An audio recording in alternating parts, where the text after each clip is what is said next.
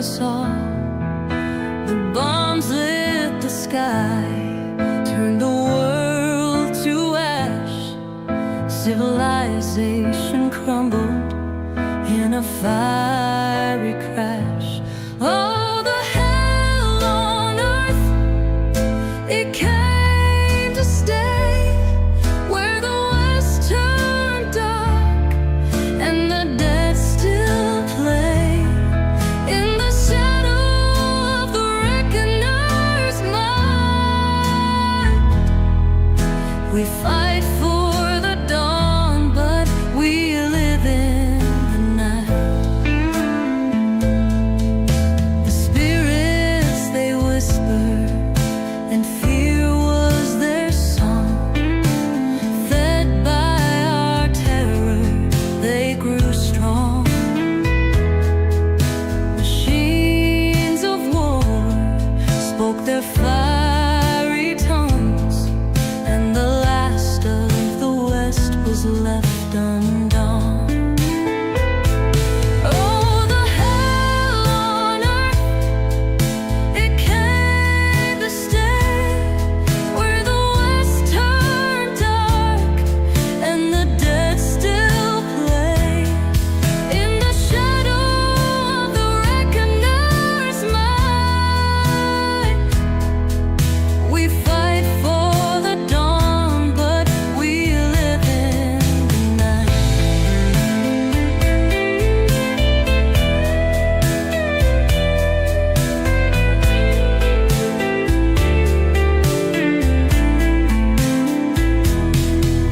The junkers build with scraps and dreams, while Templars roam with justice unseen. Psychers and Doomsayers call on the storm. The wasted West is where legends are born. Under a blood moon in a ghost town square, the echoes of the reckoners linger there. We ride for survival, for hope, for law, but the West ain't free, it's bound to war. Oh, the hell on earth, it came to stay, where the west turned dark and the dead still play.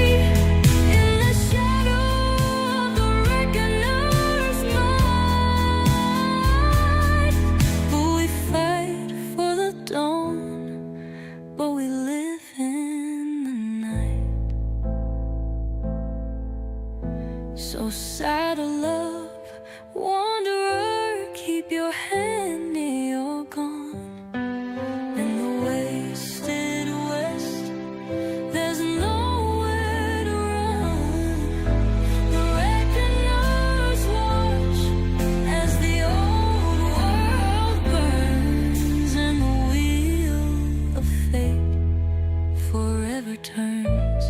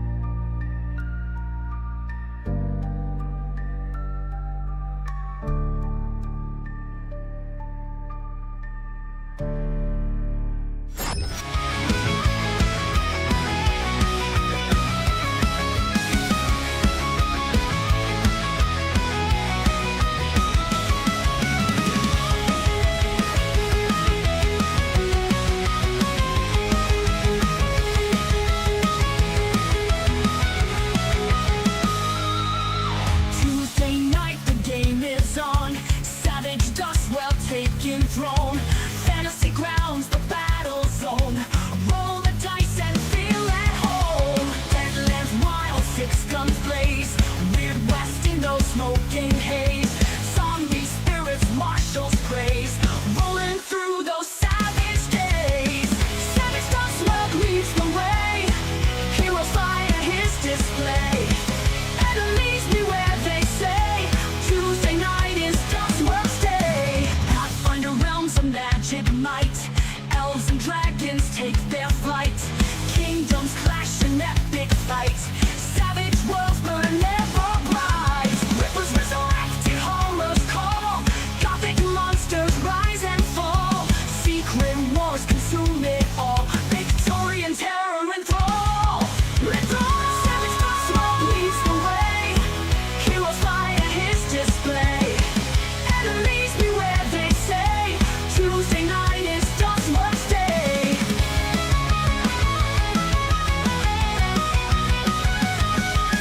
Flash Gordon, space operas roar. Rocket ships through cosmic core.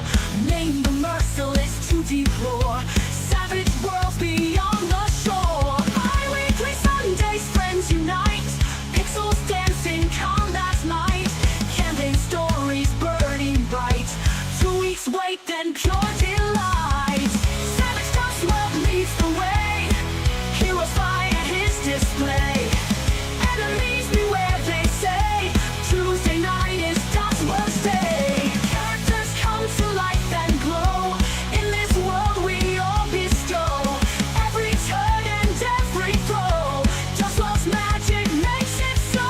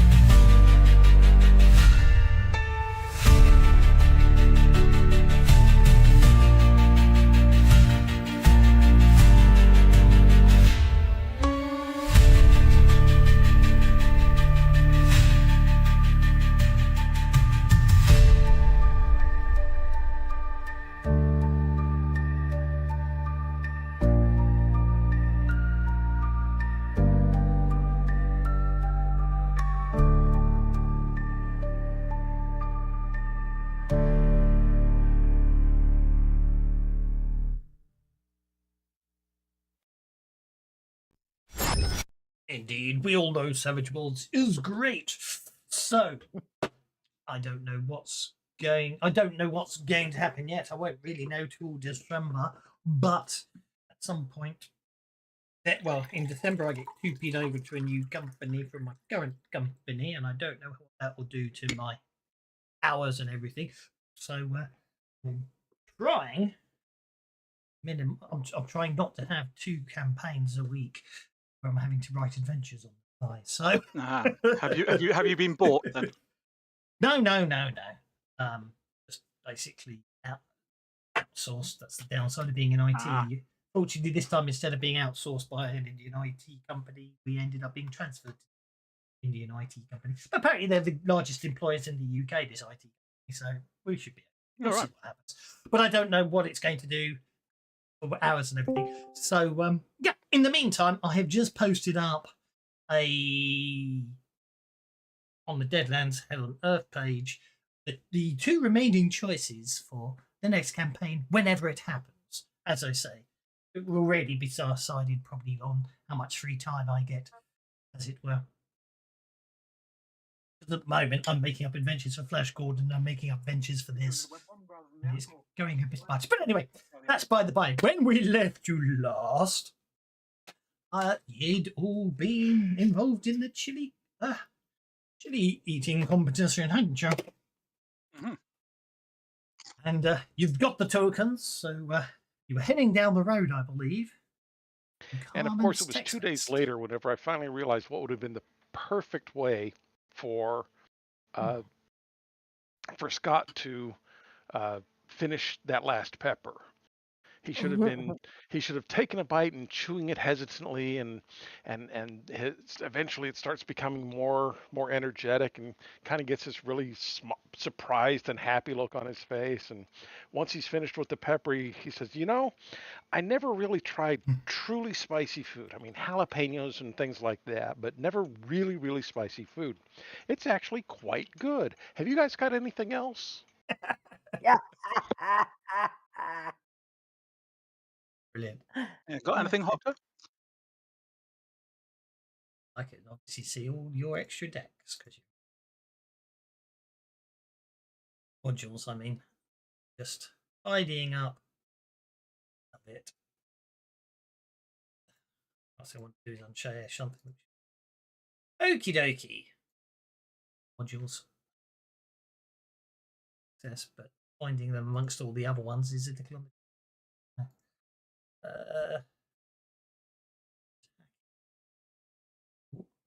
Yeah.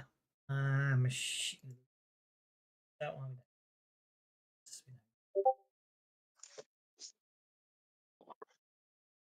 Noir Knights. We don't. Noir Knights. Normal Steve probably ought to stay. All that is. I ought to stay, ought I? Oh, drat. I think I just unloaded the one I didn't want to unload. Oh, and I unloaded Rad Wraith by mistake. I better read certain people, I'm sure. Okay, so, not shared. A shared filter, so I better reload back in Rad Wraiths. Sure, you'll need that. Okie dokie. Right.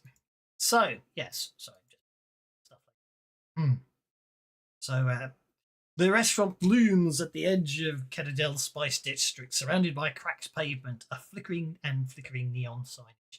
The building itself is squat and wide, built from scorched adobe and reinforced steel, with chili-shaped gargoyles perched above the end. Inside reads, Carmen's Tex-Mex. Taste the heat, forget the rest. Really having Discord issues today. We had that on Saturday, didn't we? It was the air is thick with They have their Halloween sane vapor. Yeah. And the scented of roast mole. A velvet rope blocks the entrance, guarded by a silent sous chef in heat-proof robes and mirror. As you arrive, because it's closely pointed out, you notice some others do too. First to pull up is a limousine, and Rizzo Moral, Salsa Syndicate, who was on the table with all those in the chili cookout the other day, and didn't get a token, arrives flanked by bodyguards, flamethrower briefcase. The only way I could join the Discord chat was by doing it on my phone. My Yeah. computer wouldn't let me. It would let me in, but it wouldn't let anyone hear me or me hear anyone else. Yeah, Weird. This Discord is interesting when it wants to not work, I have found. You also notice Saint Margot Bell. She walks barefoot, sort of whispering to herself. Neon Jax Vero descends from a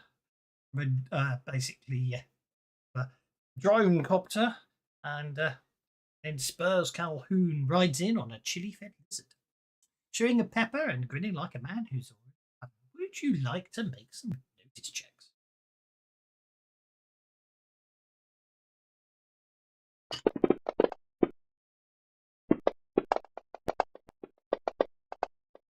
Abatha got the raise, and Scott got the raise, and so did Dogmeat.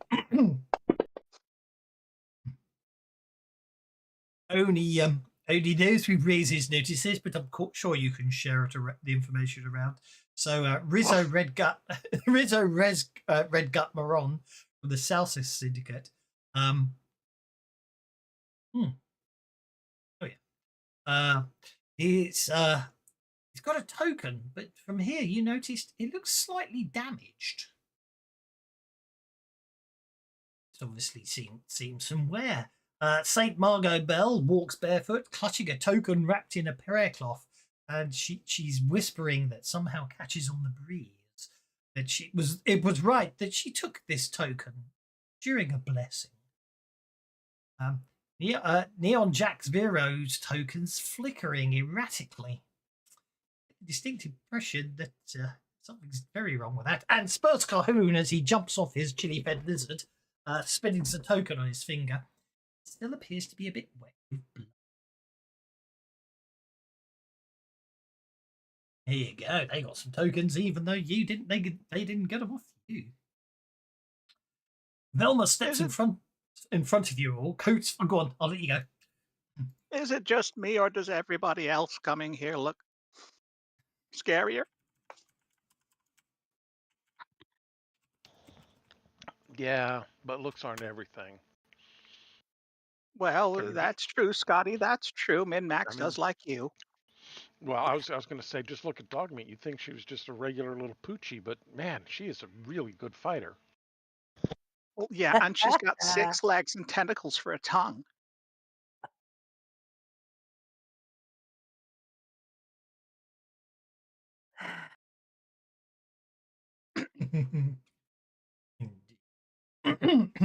Well, Go on. no, go ahead. Vilma steps out in front of you, all coat flaring, eyes sharp. She holds out a folded map, creased and stained and marked with glyphs drawn in chili oil and ash. This is Carmen's layout, or it was when I was here. She changes things. She points to a section labelled Prep Pit and another marked Freezer, skull glyph. Inside, don't touch the freezer unless you're invited, and don't order the chef's special unless you're ready to forget your name. She pauses and then adds, and if you see Carmen smile, run. Which way? Just away. West. Go west, young man. Very good. Righty-ho. Okay. Well, as Carmen's talking, you notice that the others are already heading in.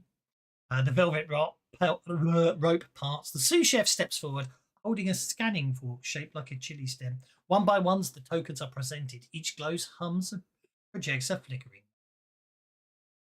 Then Jack steps up. His token pulses erratically, too fast, too bright. The sous chef tilts his head, scans it, pauses, glow dies. Air stills. Invalid! Jack scoffs, visor flickering. It's legit! Paid top spice for it! The sous chef doesn't respond. He simply races the fork again, and this time it emits a shriek. The vault's neon sign dims. The glyphs above the door flare red. From behind the door, a low rumble builds. The crowd backs away. Carmen's voice echoes from within. Counterfeiters don't dine, they burn. The ground beneath Jax erupts. Steam blasts upwards, knocking him off his feet. His visor shatters. Spice drones descend, spray capacin mist all over mist and binding foam. He screams, clawing at his face as the mist steers his eyes. Velma doesn't flinch. She mutters, "That's why I said you can't bluff your way in." Except she can't spell way, or at least I can't. The sous chef drags Jax's twitching body towards a side door marked prep waste. The door opens just long enough to reveal a walk-in freezer and a rack of hanging coats. The door slams shut. Hmm. Definitely not a place to visit. Definitely not. Steve, Remind me again why we're doing this. weren't you talking about Soylent Green and so forth? Do you think that's what the main recipe is here? Could be. Well, she did say avoid the chef special, right? Come upstairs finding you talking on your phone. You will not, like you were last night, you will not get extra time again. Someone's been naughty.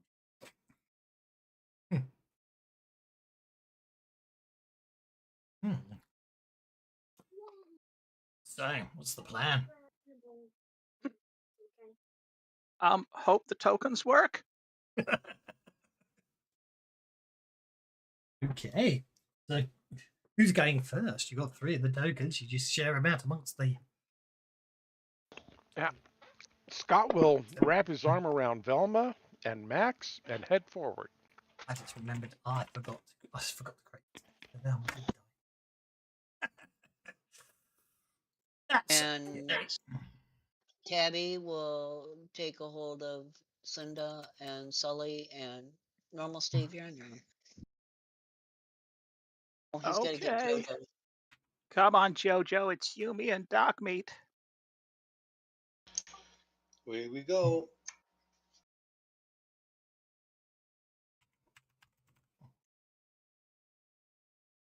Slip dog meat a biscuit.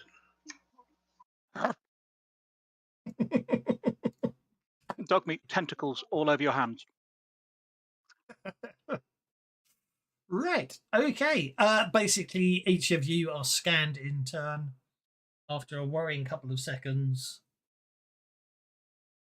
the doors hiss open. Heat rolls out like breath from the sun.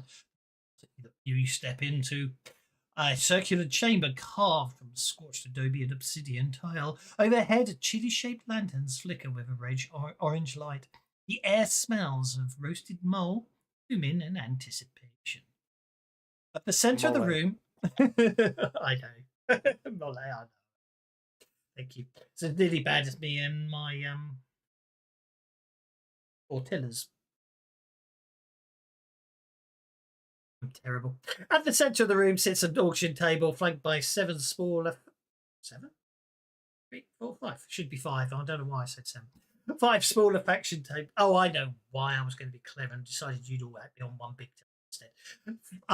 By 5 smaller faction tables, each is marked with a glowing glyph and a bowl of ceremonial spice ash. One table remains empty without a. So as the arrangement basically, as you look at it, as I say, there's an auction table in the middle where there's you can see under a glass dome is looks like a chili, and around the edge are 5 tables. There's currently 2 tables unoccupied. One that doesn't have any glyph on it at all. The other one that starts sort of flashing when your tokens get there. It's the largest of the 5 tables. It should be. You have to seat all of you at the same time. Well, that's obviously convenient. I guess they want us to go there. At the same I time, will hold the chair for both Min-Max and for Velma.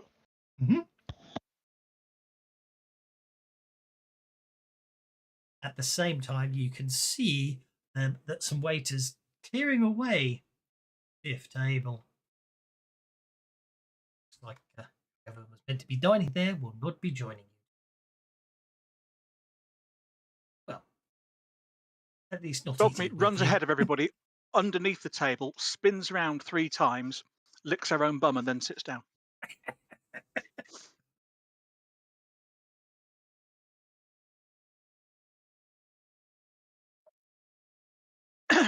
The room is silent except for the quiet whispers of the other guests. The Bloomfire chili sits in a glass.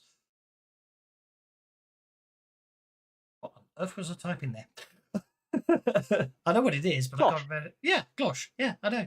I looked it up and then forgot how to pronounce it. Glosh atop the oxygen table, One of those glowing glass faintly. things. I know, that's what I said earlier, wasn't it? That's the irony of it. I suddenly got paranoid, I spelled it wrong. Anyway, a table faintly untouched. So I'm running out of time. I end up late, really late. A spice drone hovers overhead, projecting carbons.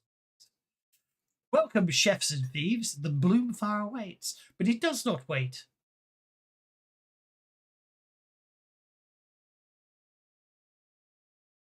With that,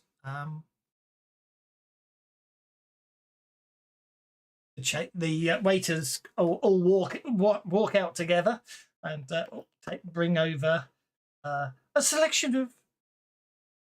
Well, actually, bring over a drinks list to each table. Unless I forgot to create a drink. Fortunately, it probably has pretty much everything on it, up to and including some Dr. But what does everyone want? Do you need to ask? Oh, I know what you'll be after, Sully. You're gonna want water, purified. What? Water. Oh no, you want fire water. Uh-huh. Whiskey.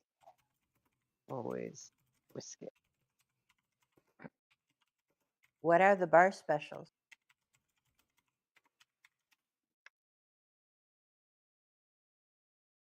Somewhat ironically, normal Steve's player is drinking Dr. Pepper tonight. What? You tried to commit suicide? No, the player, not normal Steve. I do. Okay.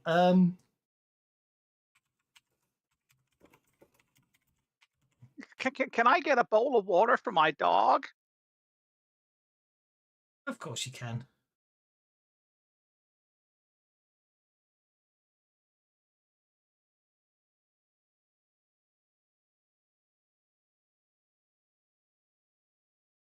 After everyone's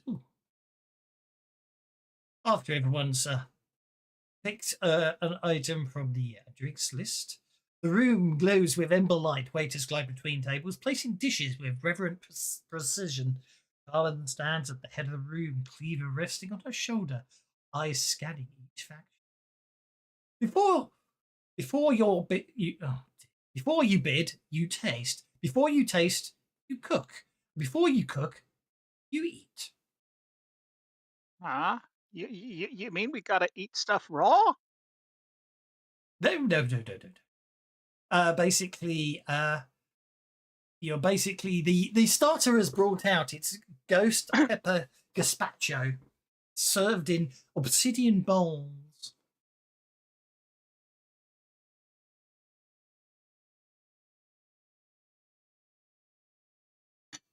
Okay.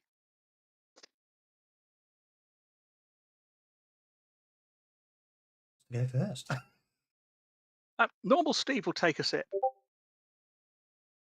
And then he'll wave over a waiter. I don't have that You're time. going to ask for You should Tabasco do this. sauce? You don't have what?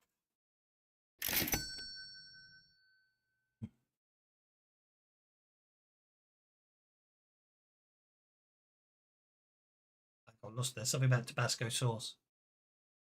I assumed that that's what normal Steve was going to ask me. No, Tabasco no, sauce. no, Ah. normal Steve waves over away to having taken a sip of his ghost chili gazpacho. It does a rimmer.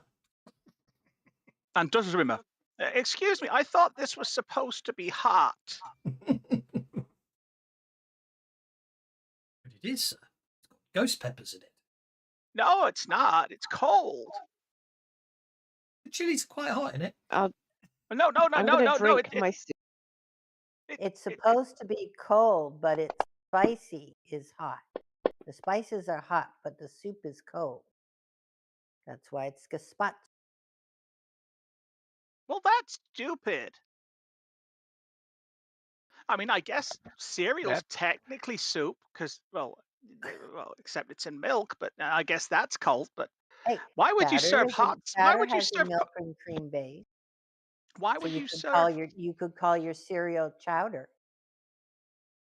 I suppose so. But why would you serve cold soup for like dinner? It's called fancy eating. I've heard about it. Can't I just get like some mole rat nuggets? Malay.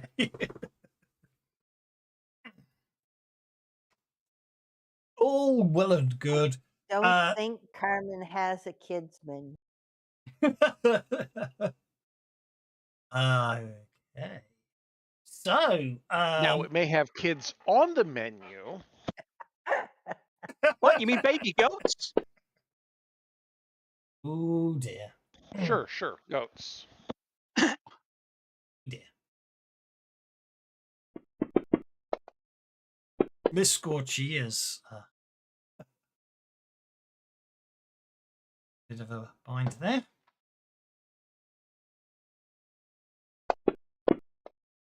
So's Velma. Halfway through eating their gazpacho soup, Miss Scorchy and Velma sort of just stop eating and just stare off in the distance as if remembering. I'm still showing conviction. How so? Probably because it hasn't been turned off.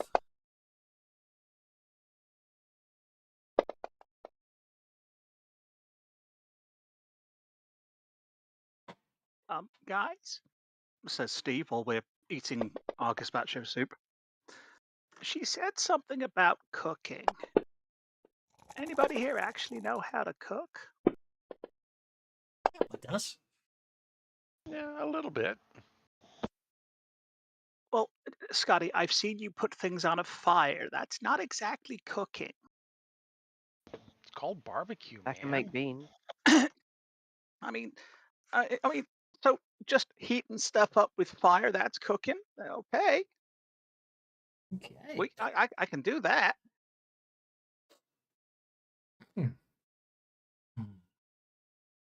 Who's got science? Chemistry. Cooking is technically chemistry. It is? Mm. I I figured thought it's part of survival. Safe cooking is survival. Good cooking is chemistry. Yes. Very good. I like that. Right. Okay. So after a while, Miss Scorchy and Velma seem to recover, and they seem quite well off, really. Anyway, the gazpacho's taken away, and the main course is brought on. It appears to be again now. Paranoid. We lost this time. Jojo. It appears to be brisket. It's smoked. It appears to be some sort of brisket. It's smoked with meat infused with spices.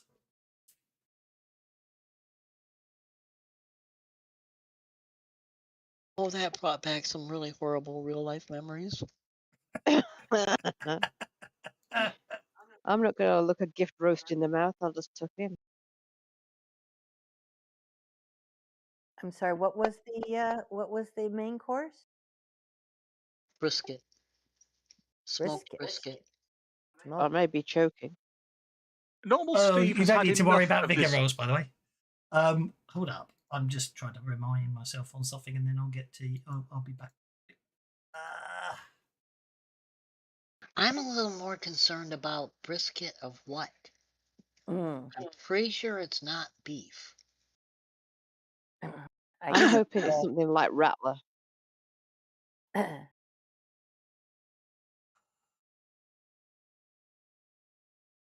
Ah, dear. I can't remember. Cinda has flashbacks to an old movie that she saw once called Fried Green Tomatoes, where they said it was hog boiling time, only it wasn't a hog they were boiling. Oh, Long wow. pig. Okay. Okay. So Sully, Long pig. That's what they call it. Long pig. Long pig. Yeah. Sully tucks in first. So Sully's the first one to feel the effects of the memory spice.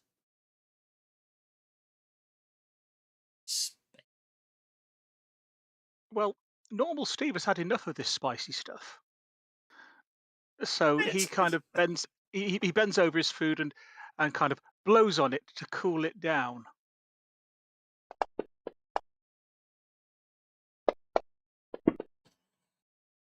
It don't work And that way, and Stevie. and cleanses it of anything untoward.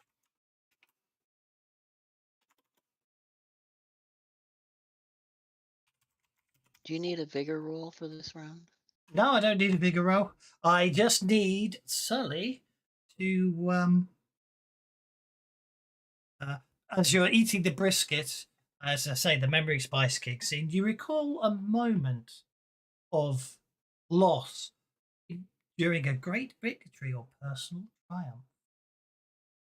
Ah. Just to share. In which case, I'm going to possibly start crying. Well, quite possibly, but now's your chance to share the tale.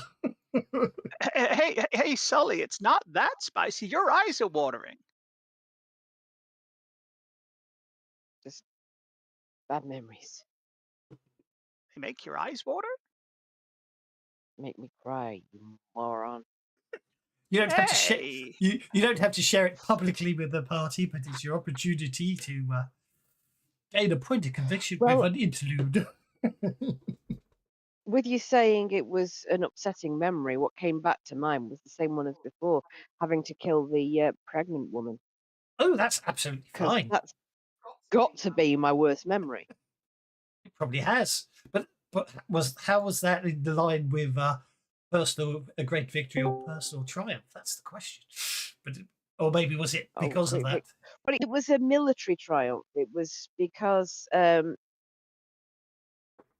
she was working for the other side in the war, and she was a massively important figure. And I'd gone undercover to take her down. She was bringing in people and running an elite group of operatives for the opposition, and it was kind of like cut the head off the snake, kill the organization. Yep. But I Understood. didn't find out until after I'd killed her by ripping out her heart with my psychic powers that there was more than one heart to rip, Ah, because I didn't yes. realize she was pregnant until I used the power. Yes, I can And understand that. I ripped the fetus out of her womb at the same time as ripping the heart out of her chest, which is why I drink so much whiskey. That seems very, very understandable. Definitely. Okay. By the way, Yes, does that count as a strange incident or arcane force? this whole place would most certainly count as a strange influence or arcane force if you want to play dark bargain. Okie dokie. Yeah, you get to draw an adventure card immediately, don't you? Do you want me to throw a Benny at you immediately as well? I've won less Benny from it. Yes, you might as well just drop a penny in the pot and we'll give you the bad luck There you hindrance. I don't know if that gave you a back.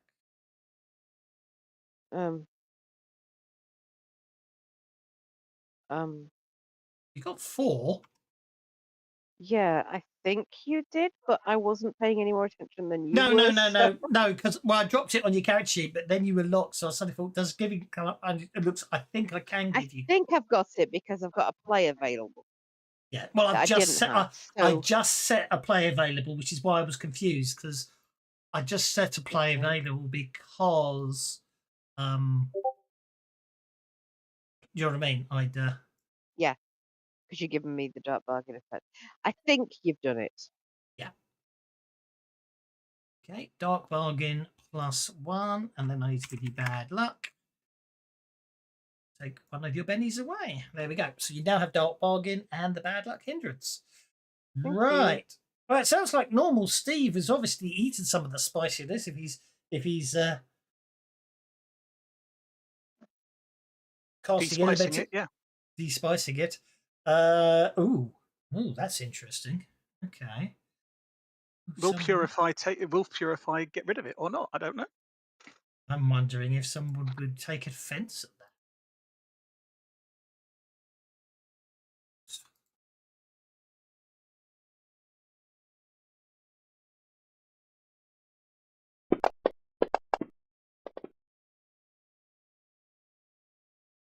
Okay, well, I think I think you were able to successfully to get round the effects of it and nullify it. They weren't Okay. bad. They weren't bad effects. You know what I mean? They weren't malicious, but your arcane skill roll beats Carmen Serrano's arcane skill roll. Has a Chile-based arcane background. So okay, who wants to go next on the eating front? Cormancy? No. Tabby can't- pulls out her Bowie knife and slices off a piece of the brisket. That really is a power in the Alice in Wonderland game, the Savage World Alice in It Wonderland. is, yes, yeah. Yeah.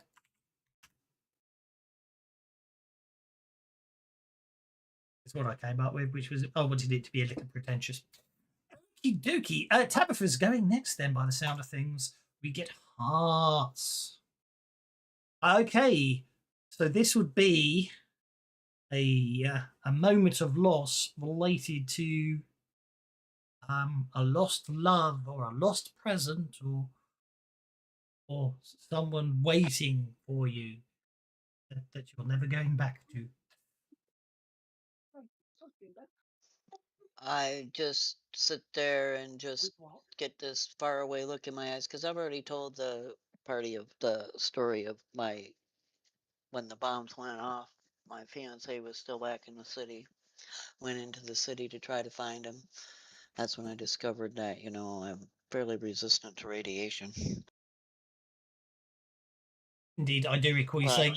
Oh, carry on. Sorry. But none of them survived. Not my family, not my fiance. My whole life was stripped away that day. Indeed. I do remember you telling him it's not your fault that the same card came up again for you. Well, I'm just going to, seeing as I've done the left hand too, I'm just going to work leftwards across the board. Next up is Cinder, who gets clubs. And clubs would be a tale of misfortune from your past resulted in a loss of something.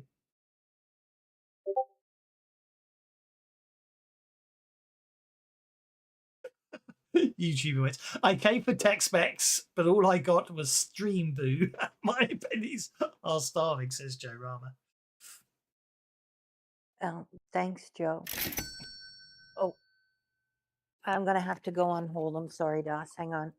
No problem. Oh, never mind. Someone else got it. Okay. My story of loss and woe. When I was young and the the big explosion happened, I had been with my family in the library, looking in the children's section, and I was by myself, and all my family was gone, and the only thing that saved me was one of the bookshelves fell over, and a book of Winnie the Pooh fell off the shelf, and so I just spent the next 3 days curled up in a ball and looking at the pictures from the 100-acre wood and imagining what it would be like if I was there, and trying to avoid any thoughts of what was going on around me until they found me and took me out. And at that point, libraries are the only place where Cinda feels truly at home and safe. Well, it's a very that one. That's got to be that. That is a unfortunate loss. Oh, and I'm afraid it looks like Scott is also reminded. Well, eating brisket of the forgotten is reminded of a. What said was it? Yeah, misfortune or hint. Oh, hang on, I got the wrong one wrong there. Yeah, I've just made clubs a great loss, so there we are. A misfortune or a great that resulted in a great loss, Scott.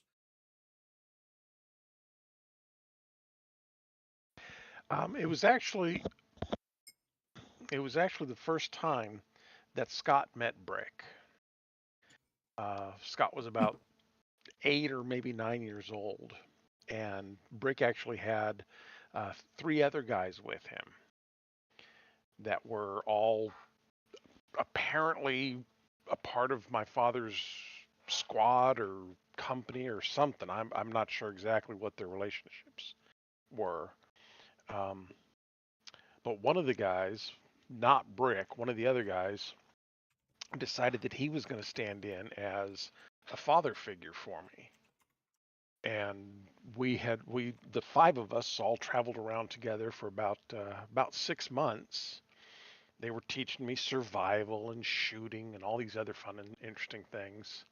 And one day we got ambushed by some critters, and this man, Mike, tossed himself in front of the critter that was about to attack me, and ended up having his own throat ripped out. And that's whenever Brick decided to become my missing uncle. He looked after you, and he came just when you needed him, didn't he? Just like you needed. Exactly.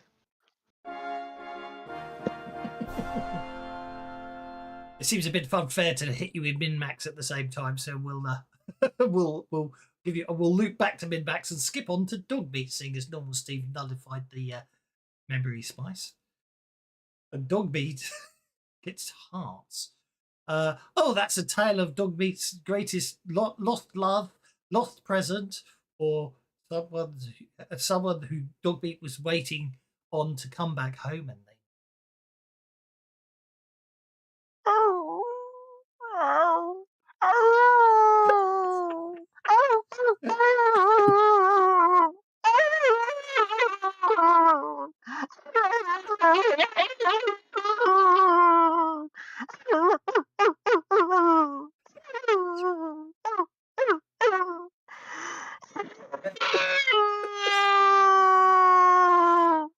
Elbow Jojo and say, "Give her a biscuit and shut her up." You broke the GM.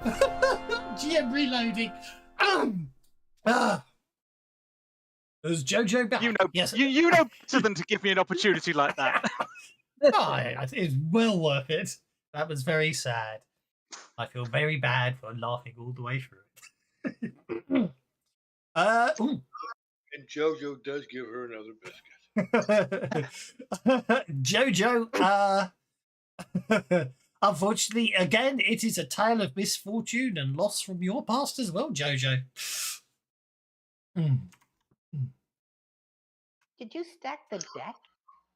Yeah, you've got to wonder, haven't you? Joe tells the story of when he was back as a fighter pilot in the war, and how he had been given a younger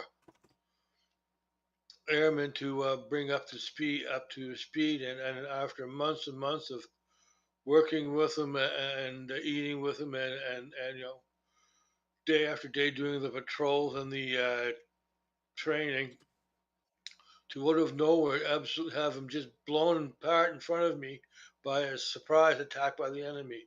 It was horrific. He just, like lost one of his children. Oh, dear. And that's when he gave up on fighting in the wars. Realizing how sad you are, Dogmeat puts her head on your lap Aw. and then uses her tentacle tongues to go into your pocket and get the biscuits. And last but not least, we get. I'm going to change that to diamonds because we haven't had diamonds. It's diamonds. Oh yeah. Basically, Min-Max, it would be a tale of how you found something you were searching for a long time, and then you finally found it, only to have it taken away from your grasp at a later date. It's all about loss. Yeah, Min-Max calls to mind. She was looking for a good ranged weapon. I mean, yeah, pistols and rifles and all the rest of that. But she was looking for something that was just really, I mean, that had heart to it, kind of thing. And she did finally find this hunting rifle. It was well balanced. The stock actually had some carvings on it to kind of an artsy thing, but it shot straight, and it was such a good rifle. That was actually her first trademark weapon. She spent so much time working with it and studying it and so forth that she got really good with it. And one day they were out hunting, and she to this day she still doesn't know if she got some bad ammo or something was cursed or what happened. But she was getting ready to take a shot whenever the round exploded. It blew the rifle into two pieces, and of course there's no machine shops or anything to get anything fixed, and so it just, while in use, suddenly the rifle just disintegrated effectively in her hands. Yeah, she was lucky to not be harmed by that. Oh, she was. She's got some scars on her arm. Oh, fair enough. That's She understandable. just doesn't talk about them much. She doesn't talk about them much. Agreed. Again, this isn't you sharing with anyone else. This is just something about the mill just brings up all these unfortunate memories. But for some reason, you do feel better afterwards, or sort of having re-aired them. At this point, you all notice that you've been so focused on the main dish, you hadn't noticed the side dish. But that's what you would all notice without having to make notice. It's their tamales wrapped in cactus leaves, but the cactus leaves hum softly when you touch them. Yeah, they're cactus qua tamales. They don't know the words. And finally, the dessert is delivered. It's a chili chocolate eclipse. It's bitter, dark, and dusted with Carolina Reaper chilies. It's all very good.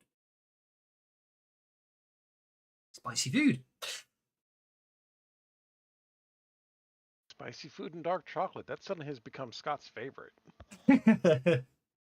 Once dinner is finished, the waiters clear away the tables and then roll in 4 carts covered in utensils and ingredients and portable gas burners, and in addition, a plate with a silver dome is placed at the center of each of the tables.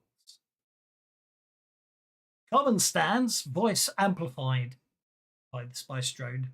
Each table now holds a sliver of the bloom fire. You will prepare a dish. One of you would taste it. It is if it is worthy, you live. If it is not, she gestures to the empty seat where Neon Jax once sat. Well, would have sat. I should say. You burn. So it turns out. Geez, this isn't good. It turns out that basically the auction is actually a cooking competition. So it's quite simple. Each table has one bloom fire sliver. You must prepare a dish using it as the core ingredient, and then you all decide among. Then all the people in the table decide one of the members to taste the final dish. As you can imagine, on the 3 other tables, is going to be one of the henchmen that's going to be the lucky individual to taste the dish. Now, if you remember, if the bloom fire is prepared correctly, it will heal all radiations, and all Steve, you might not want to risk it either way. Mhm. However, supposedly, if it's not, this is what Jasper told you, if it's not prepared correctly, it causes spontaneous internal combustion. Did he give us any indication? I don't remember of how you prepare it correctly. No, he has no he cooking knowledge. did not. He did not. So basically, it's quite straightforward. What we're going to have is we have a preparation phase where you'll basically you'll choose someone who'll be your primary cook, and you can basically, if I've literally put here, each faction makes a cooking roll using any skill they could get away with convincing me is valid to use with this. You basically obviously everyone else will do support roles as part of the preparation in helping out. Velma obviously is a cook, but she basically notices Carmen looking at her and says, I get the feeling I'm not allowed to actually do the cooking. However, I will provide you aid wherever possible.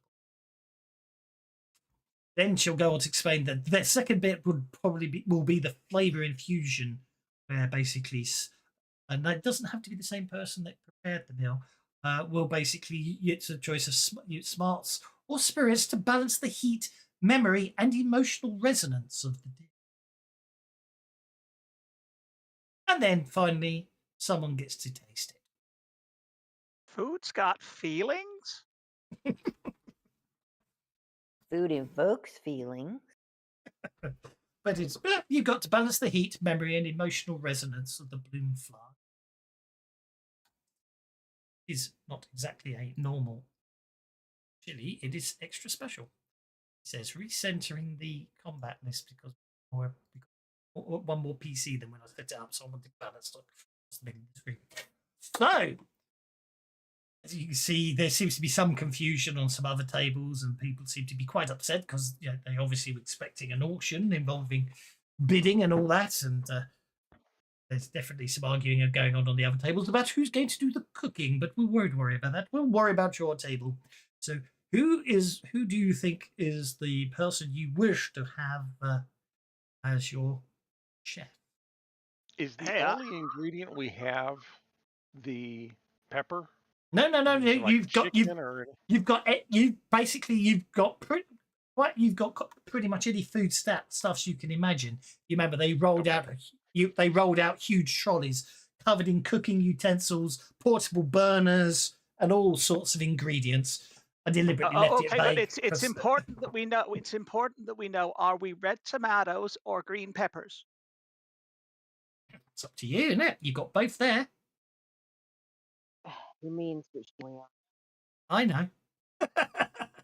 I know. Josh, is there an edge that would be good for doing the cooking? I could think of a trait for like presentation, but we discussed that before.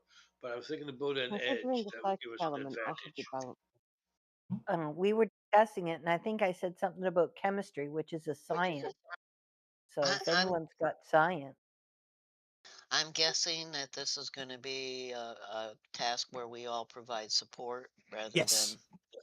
Yeah. Okay, I want to play a card. Okay. Wow, the bonus from all support roles is doubled this round. That's really good because there's no upper limit on the bonus for this cooking competition. Well, I too, sir, had a You know, card. you know what, Scotty said it's just about getting it right and stuff. Well, I reckon if we just trust ourselves, we can do this. Um, uh, Look, I got an idea. Normal Steve closes his eyes Mhm. and is just going to walk over with his eyes closed in the general direction of the ingredients, grab a load and bring them back to our table and say, all we got to do is stick that in a pot and heat it up. It'll be fine, because he wants to use his faith to cook with. Up to you.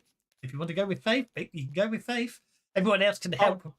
Everyone else, that's to say, I deliberately said any skill you can blag your way into using, I was happy with, because I know none of you got cooking. So Min-Max pulls out her bowie knife and kind of twirls around in her hand a little bit and says, well, I can prep all this stuff, so you just pass it this way and I will make sure that it gets cut in such a way that it'll be beautiful once it's cooked.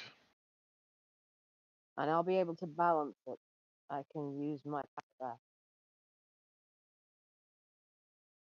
So okay, basically, Min-Max is. I'm volunteering Min-Max to be the lead on the prep round, using her fighting. faith would probably be a good one to use on the flavor fusion. Actually, I did say smart or spirits, but faith is a spirit-based skill, as it were. So I will allow you to substitute faith for spirit if you wish to. I was hoping that dog meat could use notice, because she'd give it a really good sniff and then knock other things into it. Well, that's not the whole point. Is that's a perfect example of support. So Min-Max is voting to be preparation chef, and I think normal Steve, unless anyone else wants to get involved in the flavor fusion section, or you can still support. It sounds like faith is probably a good one for flavor fusions. It's all about you believe you've got it right. So obviously, it sounds like Dogmeat's sniffing stuff and making notice checks. So you've already suggested how Dogmeat is supporting Min-Max, so make Dogmeat's support roll.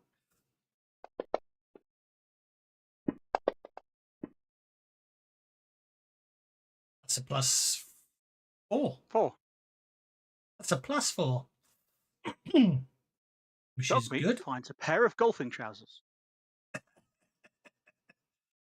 Who wishes to Cinda's go? gonna take out her tablet and look up different spice recipes and what is suggested by different chefs of what complements what, and make a support roll and in suggestion of ingredients and when to put what in where and how much to cook, how hard to cook, etc., etc., or how long to cook and at how high a heat, etc., etc.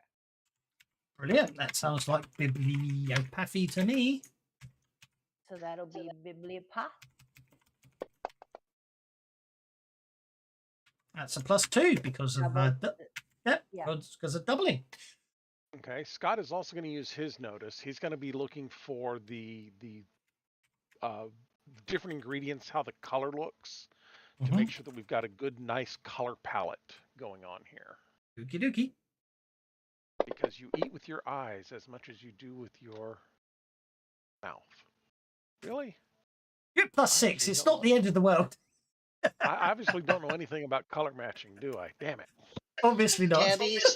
Gabby's going to use her survival to ensure that they're using sanitation techniques and they're not doing things that are known to, like, you can't mix that with that. It instantly turns to poison.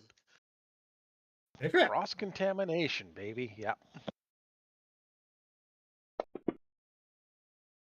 That's a +2. +8 now so far. Yep. I'll take the share because I don't know if you can see me typing in real time or I've had to share it again after I've typed. So I can see it. Yeah, I'm not sure if you see it if I'm typing in when I'm typing it. If you know Yeah, what I mean. I do. Oh, good. Right. I've got Sully up there.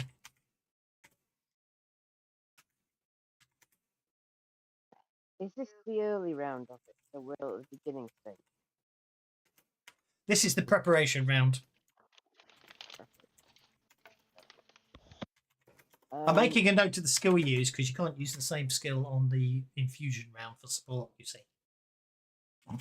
Okay, I'm going to use my notice skill to make sure that pans are at the correct heat and there are no contaminants landing in the pans and everything we use is clean, to have the most perfect execution that we can possibly manage. Sounds good to me. And I am going to Benny that shocking roll. Yeah, +8, so you don't. Okay, that's a +2. Normal Steve. Jojo is going to use his go, science Jojo. roll Yep. to make sure everything is cooked for the right time, to make sure all the bad bacteria and all those uglies are all killed away. Go for it. That's a +2. And last but no means least is normal Steve. Normal Steve is going to use his occult skill. Because this is clearly some kind of really weird chili for the special chili, he's going to sort of use his knowledge of all things weird and all things radiation in order to try and make sure we do create the radiation purging version rather than the spontaneous human combustion version, because that would be kind of bad. Okie dokie. He hasn't the faintest idea what he's talking about, but he talks a good talk. Well, actually, you know what happens? Anti-radiation? What the hell? Exactly. How would you know what anti-radiation is? Okay. +2, +6, +8, +10, +12 on min-max's, whatever min-max is going to use. Well, like I said, she's going to use fighting because that's her knifing skills. Okie dokie. And 14. She gets a 10. Betty. You got a 10. You got success in the race. I think I want to go ahead and Benny that. So let's go ahead and Benny that. Oops. Forgot to put the +14 in. Nope, still just a 2. Okay. Yep, that's it. That's a 10, which is a success of the raise. That's all good. Success and raise on preparation. 2 raises. 2 raises. 10 or 8. That's Plus it. 12. I've got a plus 12. That alone is 2 raises. Yeah, -4. Ah. It's not easy, this one. That's why there's no upper limit on your bonuses. You know what I mean? Okay, so prep equals success and raise. Right. Now we're back. So this time I believe normal Steve is actually doing faith, unless anyone else wants to use something other than normal Steve's faith for the flavor infusion section. It's up to you guys. You can all support. I'm sure it'll be fine if we just put in a bit of this and a bit of this and and some of that'd be good. Oh, that one looks like it might be crunchy. That can go in as well. This one's green. Do you reckon? Yeah. What's dog meat going to do this round? Dog meat can do anything except notice. Dog meat, when normal Steve goes for things that she thinks are a really bad idea, is going to use intimidation to warn him off from them. I like it.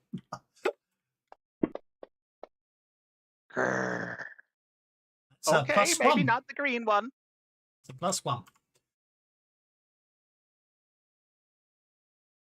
Cinder.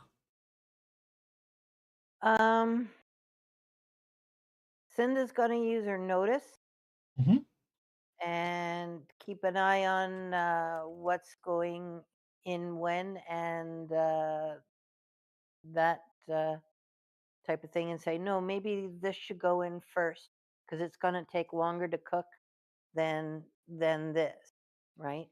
Oh, So, yeah, but we want it to be crunchy, don't we?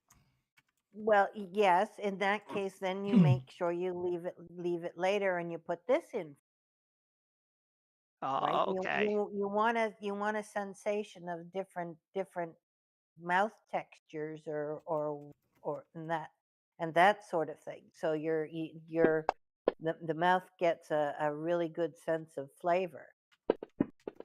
Okay. Oh, I think we'll Betty that.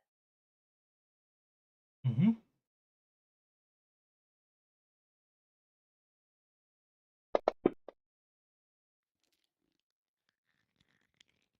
Ah, It's +1. yeah, that'll have to do, I'm afraid. Scott, you're up, sir. Okay, Scott saw what Steve was doing earlier with the whole mystical this and that, and thinks that might be a good idea. So he's going to use his occult Okay. to identify what kind of mystical properties these various things might have when mixed. Oh, good grief! There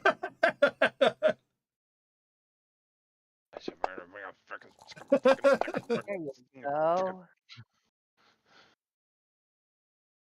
There, Big have a 12. plus Gotta 3. like that a land, Scott. Yeah, +3. Very nice. Tabby, you're up. I'm gonna do something Well, I really figure weird if I'm here. getting the DM a Benny every time I use it, I better get the maximum out of it.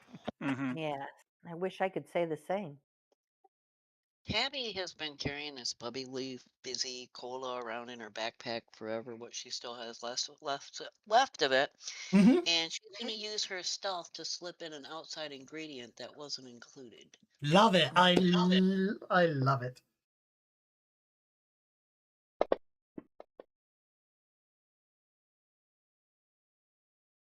Which reminds me, funny you should say that. So I've added bubbly fizzy cola, and I'll take it off my inventory. Okay. Right. At this point, I would like everyone to make a notice check.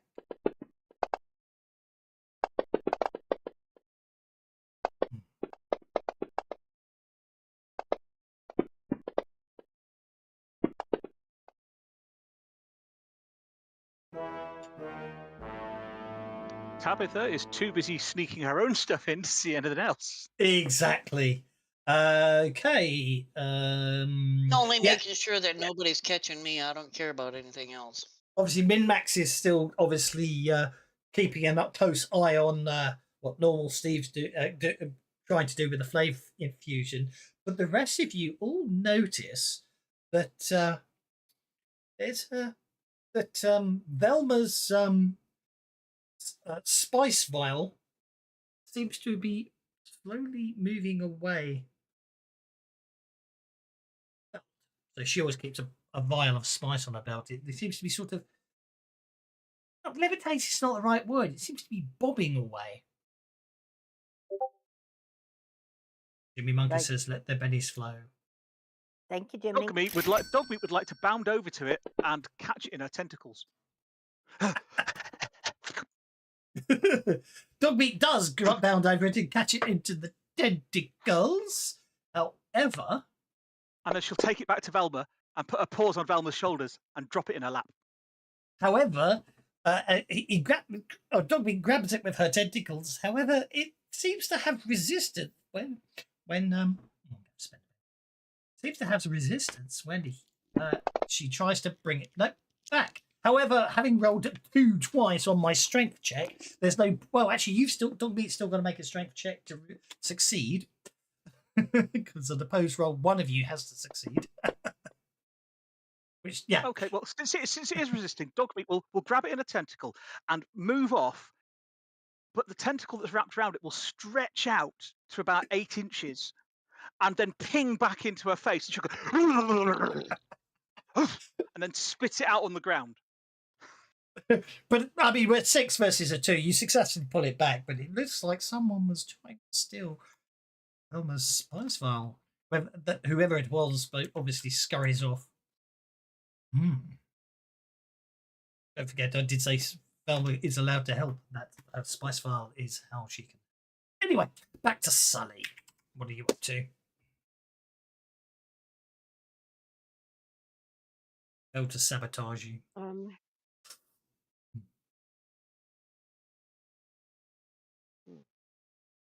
Who did roll the highest?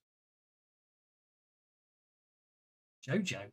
Jojo does, however, notice that on one of the other tables where there seems to be a lot of enthusiastic arguing going on, while they're too busy arguing, you notice that someone else seems to basically be sort of standing next to them, but just slightly differently. It appears to be soaking their Bloomfast sliver in marinating it in something, and then walks away again quietly back to one of the others. Sorry, Sally, over to you. It's quite all right. I was teetering between different possibilities. Mhm.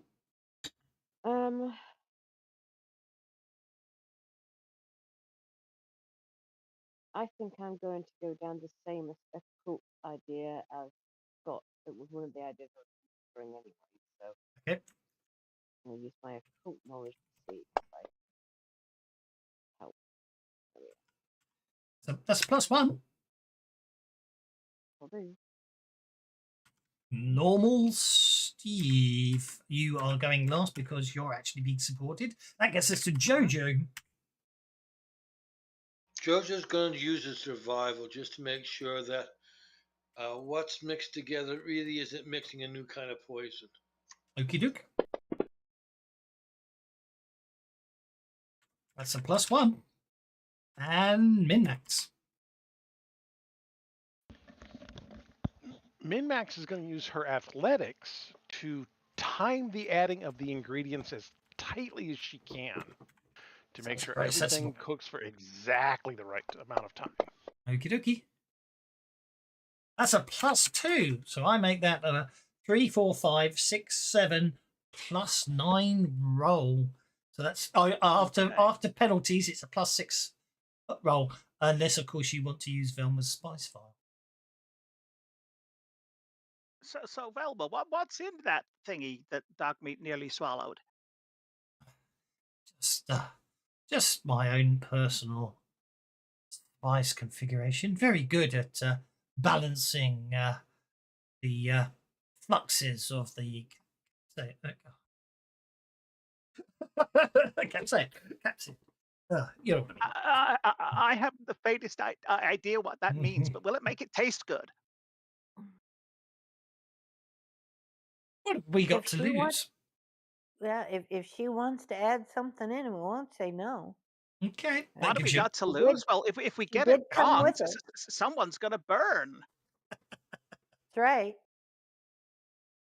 Trust me, it's my own personal recipe. I'm very proud of it. And Well, letting you use it doesn't count. It's cheating. Oh, go on then. That gives okay. You're back to plus. Okay, you're back up to +8 bonus. Back up to +8 bonus. If you use Velma's spice file. Let's use Velma's spice file then. yes, let's use Velma's Sounds spice good. file. Oh, that's worth a penny. That's a success and a raise. Still worth a penny.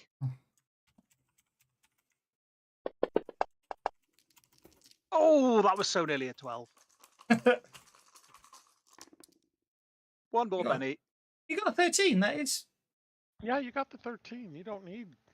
You got the 13. Oh, never mind. Well, let's go for it to get a 16 and get 4 successes. Yes, actually, yeah. Actually, all I need is that and success ×2. Okay, so Doomfire is not unstable with. Hey, so who on your party wishes? Oh, Scott has decided he likes spicy food, so he absolutely wants to taste this. Okie dokie. Over on table number 1, which if I go back, I will check who it is. Back on table number 1.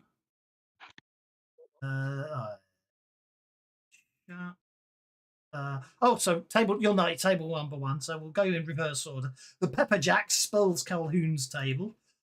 They were they were the ones who appeared to be fiddling with the Rodeo Saints' table. One of Pepper Jack's Calhoun's henchmen tastes the dish, and it didn't work. Oh, because it's dying it. No. I don't know. The help says roll, but that never actually works. Oh dear, that's going to be unfortunate. Somebody goes funt. They definitely go up in flames. Crispy critters. It's very, very quick. That's a barbecue. It's very, very, very quick for the poor chap. But after that, Burnt all goes offerings. indeed. Now the Rodeo Saints, they have a bigger fellow, but they got Scott sabotaged. sniffs the air and says, "I don't remember seeing any pork on the table." Okay. The Rodeo Saints. Yes, whatever the Pepper Jacks did to the Rodeo Saints, it's definitely made it worse because that guy goes up even faster. That just leads the South Syndicate, where see what we get. Oh dear, where Rizzo Moron is arrogant enough to think he has prepared a perfect dish and is therefore going to take it himself.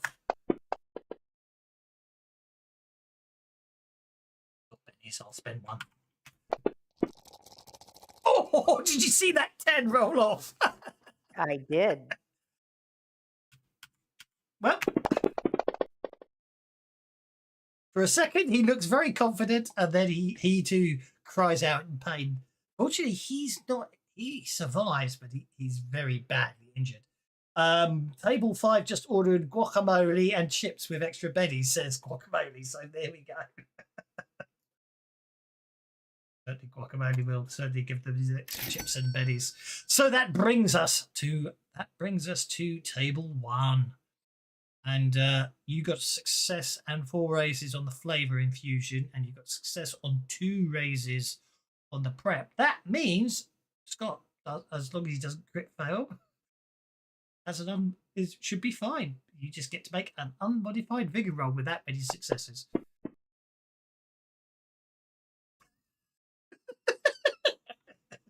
It's burning quite a bit down there, Scott. Yeah, this is good stuff. Now, this is what I was looking for in the competition. You're getting very, very hot, though. You might want to reroll. Yeah, you're fine.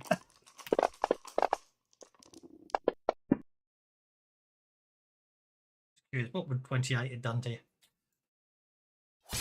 Yeah, that would have hurt. Congratulations. I've lost where I am on the cooking competition. So you've done the cooking competition. So it would appear that you are the sole winners.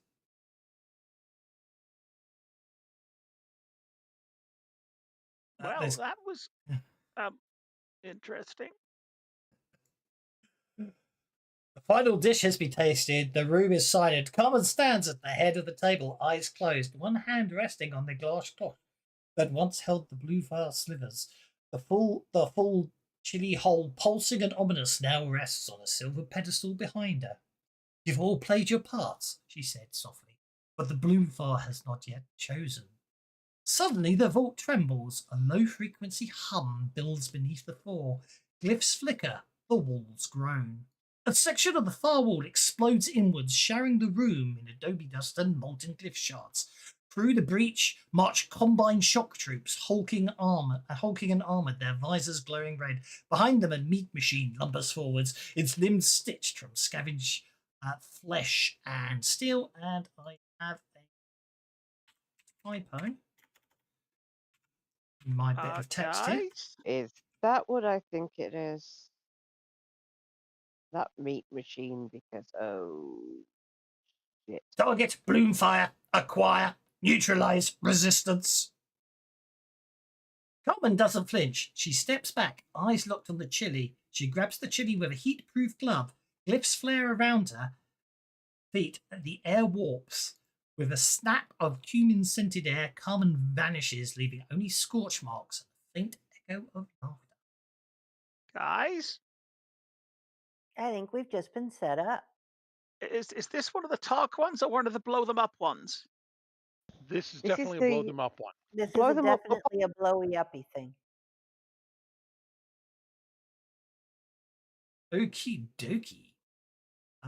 Basically, yep, the Combine are pouring in. There's gunfire exploding out of everywhere. And yeah, I don't think you've been set up. It's just, unfortunately, the Combine have tracked down where their missing chili is. Right. Trying something new today. But Dermis chili. It's not dermis. right. So basically, I missed a bit of text off. Velma goes, right, I think we need to get out of here. I have an idea. I know where Carmen's gone. And she leads you, she starts rushing off towards a door that was hidden behind a curtain as the sous chefs run forwards and start engaging the Combine forces. And chaos breaks through. You decide it's probably best to go with Velma. Don't have to tell me twice. Into the I shall follow her. Tex-Mex back rooms. Now, I have loaded up. I don't know if I don't think I can share it. I managed to crash through a nice new module. There's a new module called Quick Grids, which we're going to give it a go here. So first things first, I'm going to share. Obviously, what I would do if we were playing in front of each other is I wouldn't have these 5x5 grid of squares with some brick walls on it. I would actually now deal out 25 cards in a 5x5 grid. Now you get to choose. The idea is it's sort of like it's a way of sort of visualizing you rushing through the back rooms, trying to along with Velma, trying to get to where Velma thinks Carmen is. But it's a maze of passages back there, dead ends. There'll be Combine troops and all sorts going on back there. So the idea is you've just got to get from the left-hand column to the right-hand column. I have already, what I did was I put a joker amongst four cards. And what I would have done is I would have dealt the joker to a random position on the right hand column, which is your objective. You can start anywhere on the left hand side of the rows, yep, and basically you can move one square or one card, as it were, at a time. Now you can all choose to go together. If you all go together, then you can actually support each other, or you can split up into groups. The idea is that as you move across the grid, because it's all chaos and everything, there are modifiers that are applied, and it is a map. So goes here. So running grid, moving across the moving on the grid is measured in steps of 1 per card per round. Starting with a card of choice of column 1, you can move in all directions, including diagonally. You can also move collectively as a group to enable support rolls. When reaching a previously unvisited card, it's flipped over, face up, and immediately resolved. To resolve a card, the lead hero rolls against the obstacles represented by the card they stand on.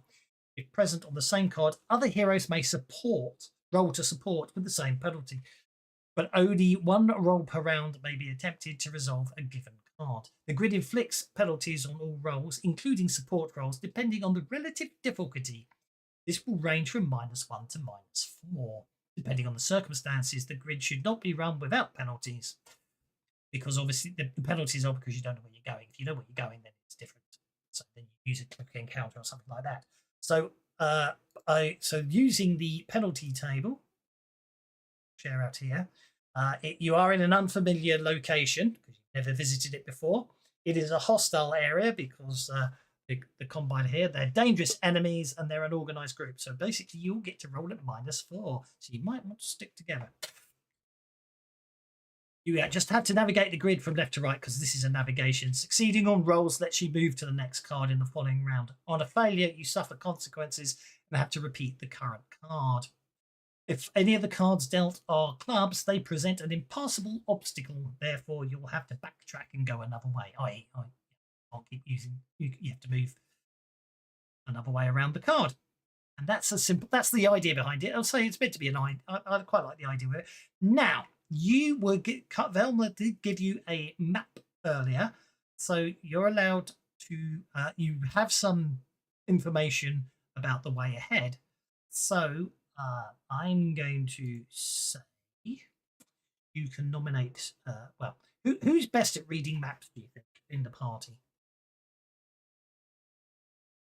Cinda does Cinda books and does. stuff. And Jojo used to be in the army and flew stuff, and Sully used to be in the army and blew things up with his brain, including babies. Thanks, Steve. Thanks. Well, you keep Yeah. talking about it. Take a slug of whiskey. Sigh. So, which of you's best with maps? Oh well, I'll tell you what. Yeah, I think actually there's 3 of you, so that's. I think the best thing to do is I'll let all 3 of you look at the map together. What would be a good skill for reading maps? Do you think? Survival. I think so. You can all make a survival roll. The 3 nominated. There's no penalties on this roll. Each success means you get to you get to interpret.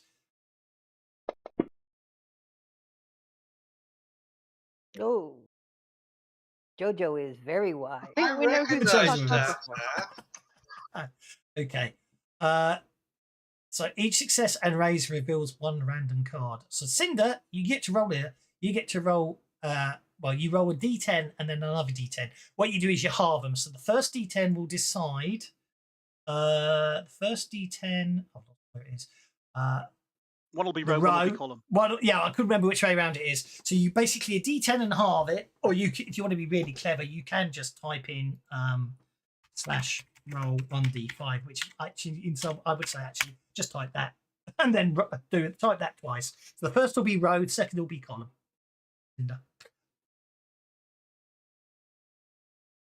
Slash roll 1d5. 1d5.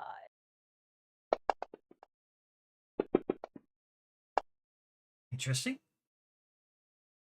There's this unskilled roll instead. That's okay. I'll roll for you. I don't know. I don't think you did anything wrong. It's just I'll tell you what. It's me. I'm an idiot. Do you remember when I even said earlier that help says it's roll and in Savage Worlds for some reason it's die. I said that. Oh, okay. And then so forgot. Yeah. Please go again. Yeah. Okay. So we're gonna get row 5, and then do another one for the column. Row 5, column 2. Okay. Oh, column 1. Sorry.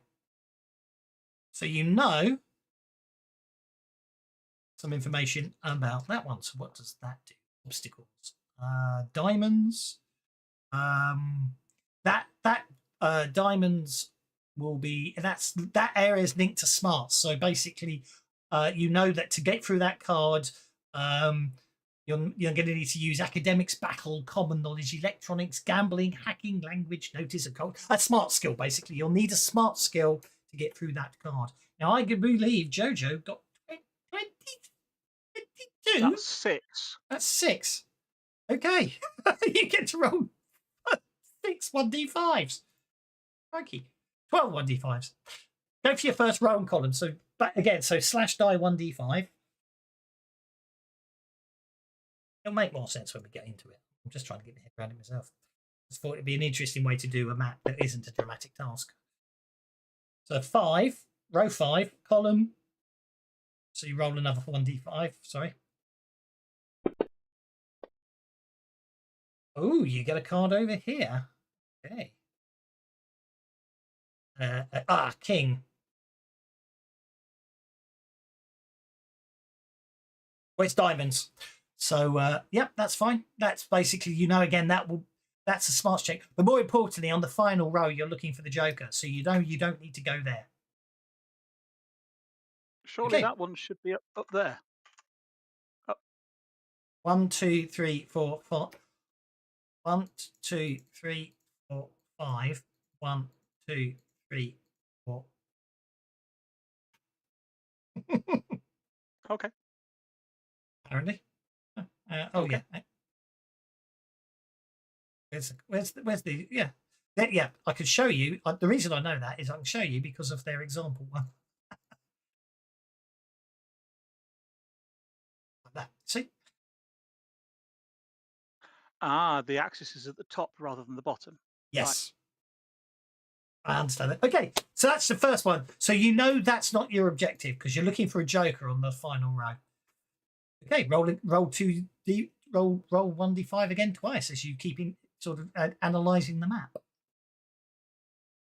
No idea what's. I'll come up with some inspirations when we get there. I think some stuff set for it. Oh, yeah, diamond smarts. Yeah. Taste occult, repair, survival, spellcasting. So roll 1d5 and 1d5 again, please. Who do you want to do that? You're getting 6 rolls because you've got 26 on your survival. So that's a 3, 4. So we're going to there. Clubs. That's a dead end. So you don't want to go that way. 3, 5. 1, 2, 3, 5. Also, that's not where you want to head. So I make it. You've got 3 more rolls left. 1, 1, 1. Okay. Hearts. Hearts is spirit. That would be a spirit test. What's that? 1, 2, 3, 4. 1. Second Okay. last one. 1, 1 is so that's the same square. So you get a Benny. If you end up uncovering the same square, you get a Benny. And last one to go.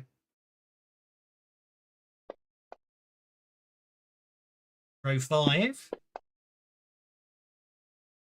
4. Interesting. There you go. So your destinations. They're all there. So now, where do you want to start? That's a group. Or do you want to split up, or do you want to start together, as it were? We want to be together. You Yeah, want to I be. think I agree there. You will not do the human thing and split the party. Should have made the map bigger, shouldn't I? No, just move Steve down 1. Now the card will be in the center of all Yep. 8 of us. Yeah, that's true. Oh, was that an empty spot there? I didn't notice. Yeah. Oh, it's not an empty spot, by the way. We need Scorchy and Velma. We need one for Velma too. Yeah, there we go.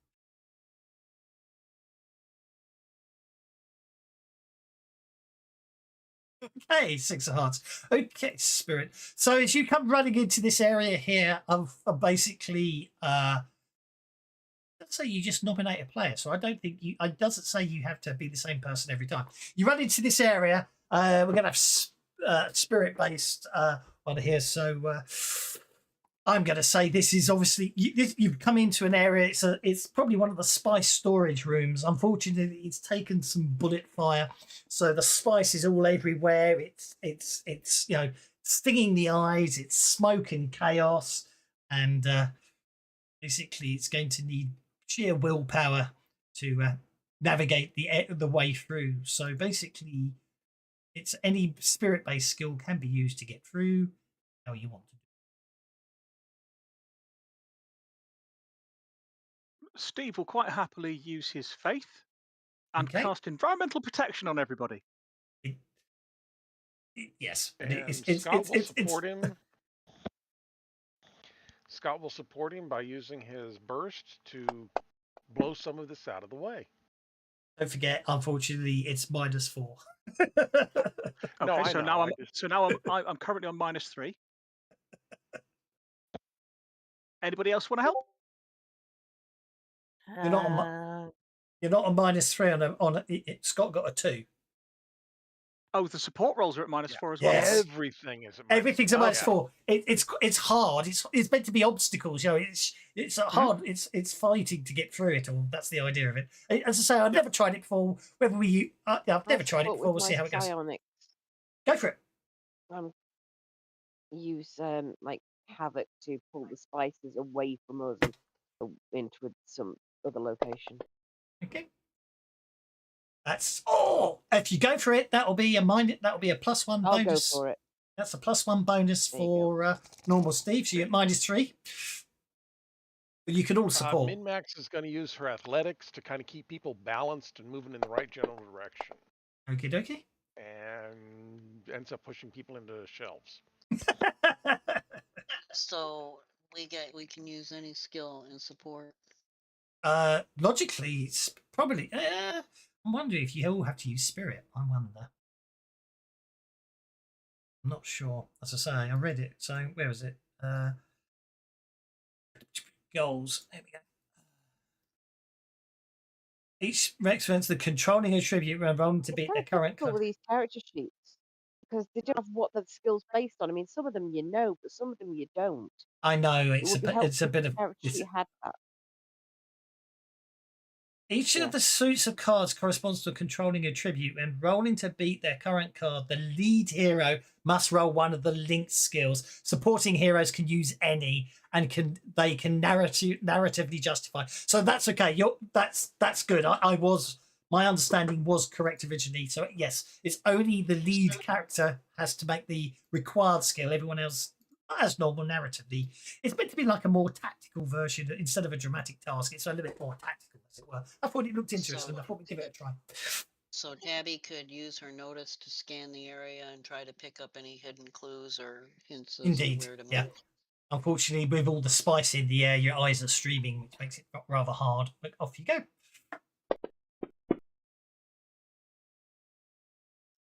Extremely hard. Can we Benny this one time? There's no rules to say you can't Benny as usual. Pepper spray on a massive scale. Yes, you're quite correct, Bewildered Badger. Try it one more time.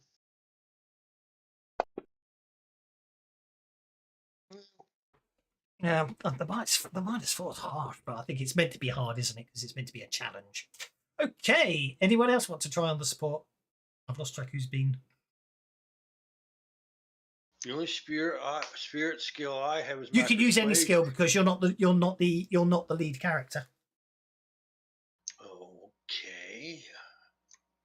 Then I can use my survival skill and have everybody cover their nose and mouth with damn handkerchiefs to help us get through the spice clouds. Agreed. Force vicious. I think we'll need to Benny that to get better.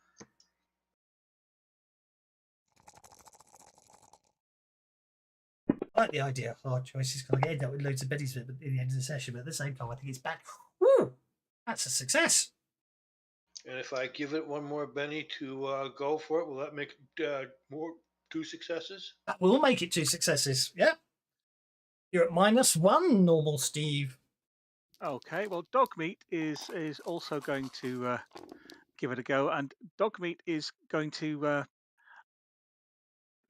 make a notice roll to see if she can spot that there's actually an extractor fan that's still working and turn it on. Fair enough. She doesn't, but she tried. She tries. So, what spirit base? Oh, you said you're going to use your faith. I'm going to use faith. Which is successful. So you can move. Well, do you want to move to? I'm assuming you're going to advance. Do you want to go to there, or there? You want to move straight across to the middle one? Yeah. Oh look, the bloody card comes as well because it's a token. Yeah, straight ahead. That's a bit annoying. Shame the cards count as tokens as well. Okay, what do we get? A 5 of spades. So this, unfortunately, okay, so this will be agility based. So let's have the athletics, fighting, shooting, stealth, or thievery. So basically, I'm going to say the roofs come down here, and it's a morass of broken timbers and burning bits, and whoever wants to make the agility based skill to lead through, I see athletics, fighting, shooting, stealth, or thievery, to lead Min-Max the rest has of the got party a through. 10 in athletics, so I think she will lead the group through. Oh, you be careful there, Min Max. Look, there's a great big splinter there. You don't want to stand on it. Make a notice check at -4. I assume Or that's notice. persuasion, I mean, Or persuasion, actually. Yeah, whichever you want, obviously. That's a +1. That's a successful +1. I'll make that a +1. And Dogmeat is going to kind of bound along in front of her, also like nosing her when she goes, batting her with a nose anytime she goes somewhere that Dogmeat thinks is dangerous. Mm-hmm. Oh, look at that 6. Look at that. Oh! That's a shame, but it's still a +1.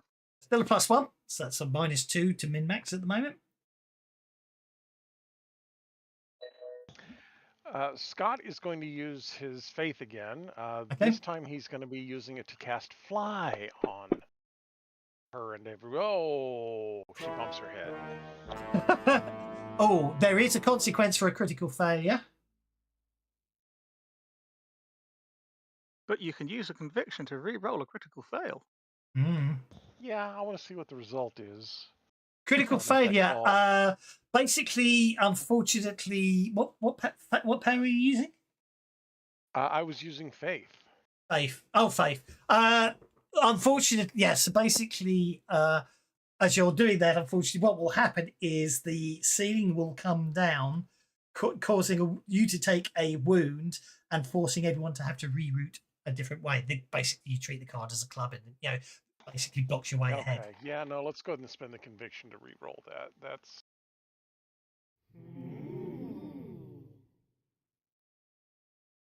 Because it's a spade. It's a critical failure on a spade. Requires a reroute.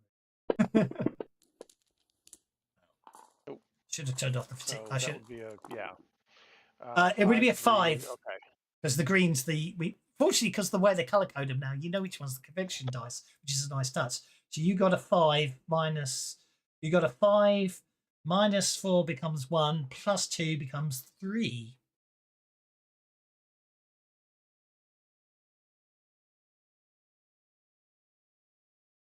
So do you want to spend a penny to make that a 4? Yeah, let's go ahead and spend the penny.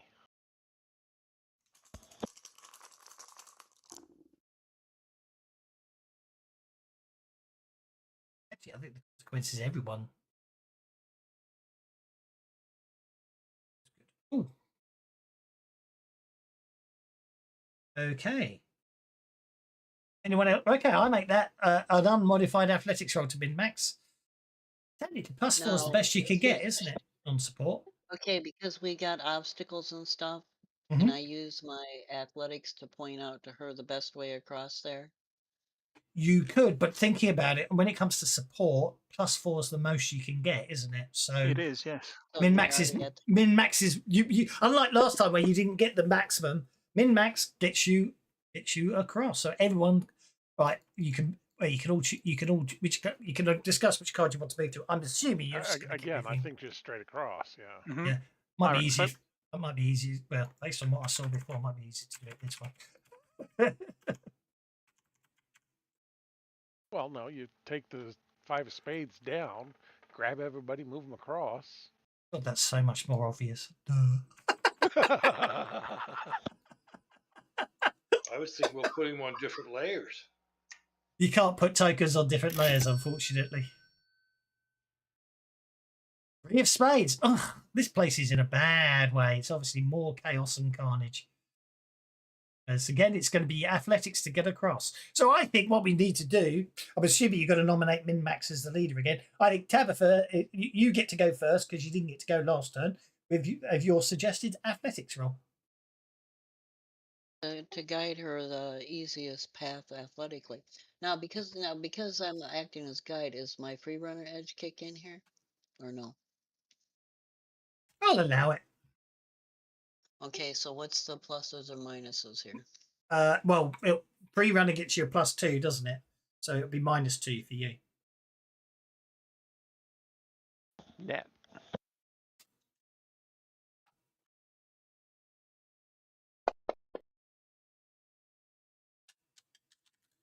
It just ain't my day. I think I need to re-smelt my dice. Be my guest. That's what the dice smelter's sitting down there for.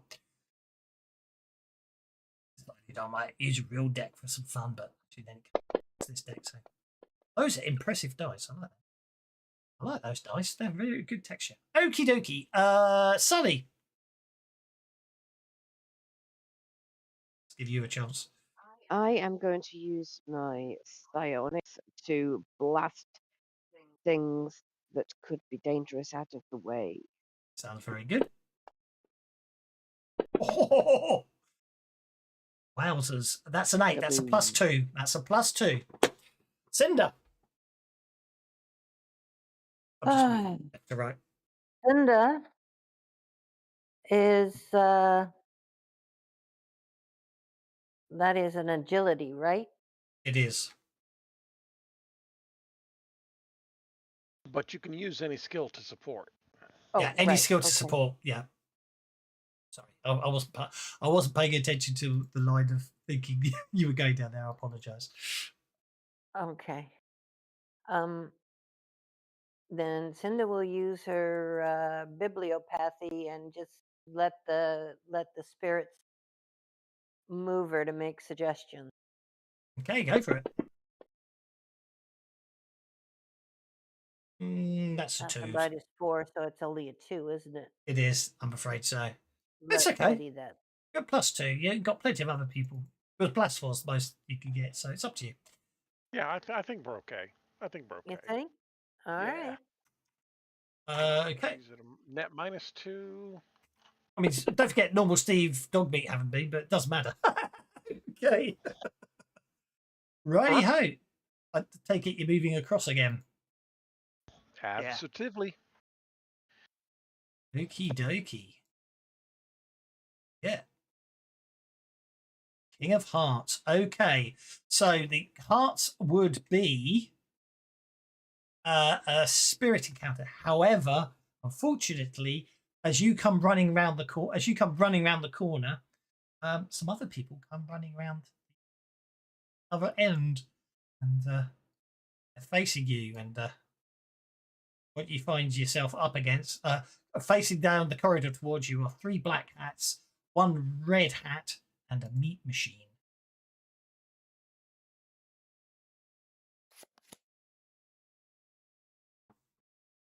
Should be interesting. So, I did actually get I've dropped an adventure card in the box. Oh, there we go. Wasn't showing up for ages there. Villainous verbosity. Well, you're gonna play that on the red hat, are you? Which is their enemy officer. Hell yeah. Or yeah, as much as well, I don't think the meat machine, which is a combined cyborg, which looks like that share, which looks like that. Ew. Yeah, let's play it on the one that's actually got brains. Not Exactly. the one that eats. Exactly. Righty ho. So we're into combat. What I shall do is just pop them on the map. This is obviously, I know I say this isn't a map. This is just the battle grid. So it is map plus combat when it comes to tokens and stuff. So areas effects is small is 1, 2 is 2, and 3 affects 3.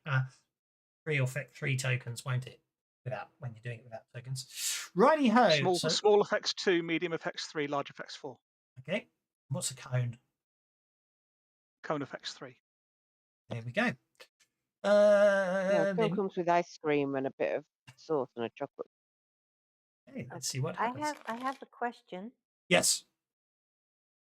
I have an adventure card here. Can I play that on one of the opposing? Depends on what it is. It's Mechanical malfunction? malfunction. You can break the cyborg. That's what I was thinking. You can Can I play play that that on. on the cyborg? They all have microchips in their heads. You can play that on any of them. Well, you can play it on the cyborg and just make his gun not work, kind of thing. We'll just make him not work. Yeah, that's Well, that's yeah. even better. Make him out of I will put, yeah, I will say, bearing in mind that cyborgs are already dead, I don't think he's necessarily got a chip in him. You know what I mean? No, but No, but the live ones do though. The live but, ones do, so you certainly can play it on the live ones. If you hopefully if you looked at his picture, he's only got a meat cleaver. yeah, but if he's a cyborg, presumably he's got mechanical bits that are moving him around. I agree, which you can cause a malfunction on one of those. Unless he's only got a cleaver, if you can switch his legs off, he's not a problem. Turn his power plant Then he off. just becomes a It's not pissed off problem. statue. Exactly. Anyway, the answer is yes. I can play it on one of the opposing Yes. dudes, so I will do so. Did you want Sorry, to... we got excited about that card. No, that's fine. I'm just trying to think. I am trying to think. Yeah, I'm trying to think. Okay, who do you wish to play it on? You've got the red hat officer who's monologuing right now. You've got 3 black hat grunts, and you've got the meat machine. So you want to play it on? Well, in my opinion, the meat machine is the nastiest of the all, I think. So I think I'd like to play it on him. Righty ho. I'm going to. It takes 10 minutes to repair, doesn't it? At -2. So a gun jams, a bowstring break. I think what we're going to do is I think the easiest way to do this one is playing it on him causes something to break on him. So I think what we'll do is he counts as being vulnerable for the entire combat. How's that? So, you break some part of him, or you rather him. You can have him vulnerable or distracted. Which do you want permanent as fight? Because I'm not. It doesn't really specify how I choose what bit of the cyborg breaks. So I'm going to make it a permanent effect rather than anything else. If you had a gun or something like that, I agree. Or you can make him blind if you want to screw up his eyes. It's up to you. What do you want to do? You nominate an area. You can discuss it, obviously, as a party. You're getting excited about the cards. You should all be able to decide. And if you can come up with a better idea of what you can nobble and a reasonable effect, by all means, suggest one. I can think of something to nobble, but I'm not sure everybody would like it. He's a cyborg, and that means that he's got a spirit fetter, which is actually a mechanical device. And if you nobble that, it lets the Manitou out.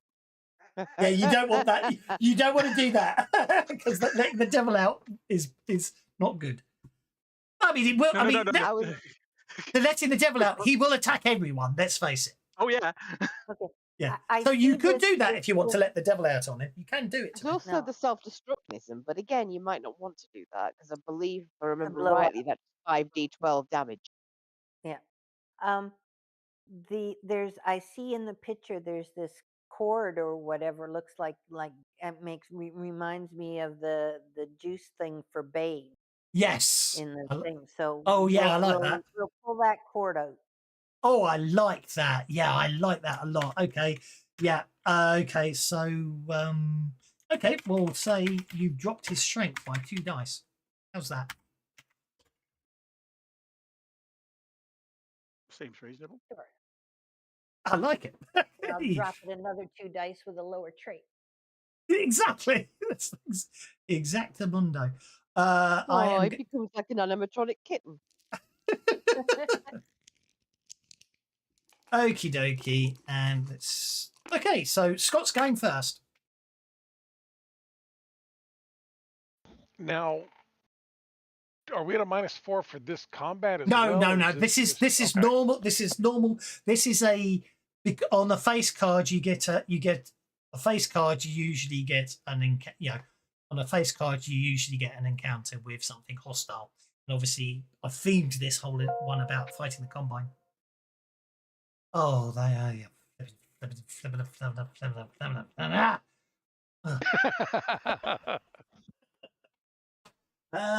We had this last time, didn't we? Broke. Break the module. Break the module. Why? Oh, there we are. Ugh. I think red hats are in the compare. Oh, they've all got toughness 1.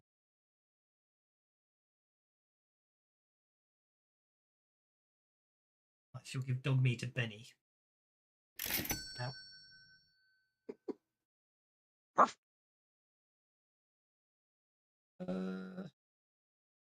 Black hats have toughness 7-2. How I managed to screw that up?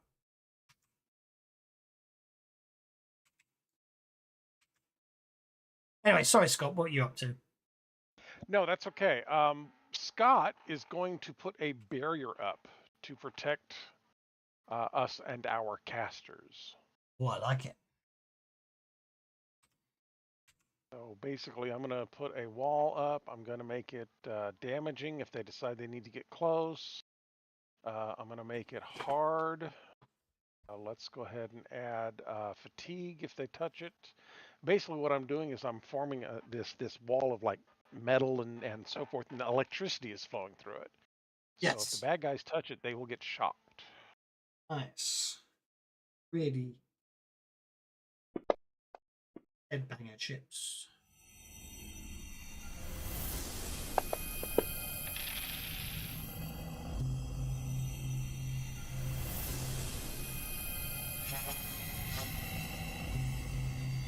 Oh, I think you can hear the buzzing in there, can't you?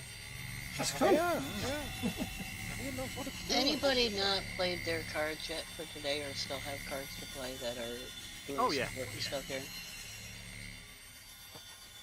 Yes. Because I have a card that whoever's supporting or even the person who's leading would find useful. We're in a fight at the moment, but yeah. So who should I give it to? Let's wait until the end of the fight to worry about it. How's that? Well, this would actually be good in a fight too. I mean, I'm not sure too many things can't use the ace card. True. So who Jojo, have wants you it? played your card yet? I've already played mine.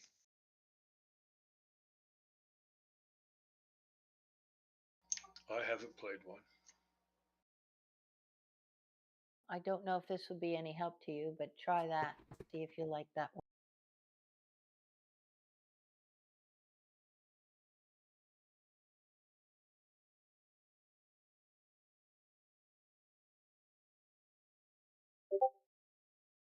If you want to hang on to it, and then give me something you're not interested in playing, because I can't play any cards at the moment.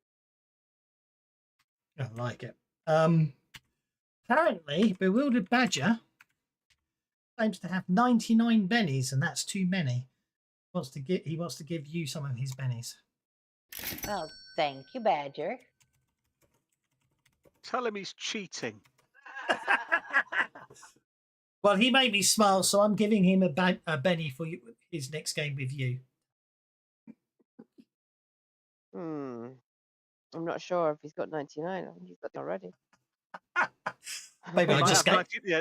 He might have 99 problems, but a Benny ain't one. Okay, so Scott's put up a impressive barrier, toughness 12.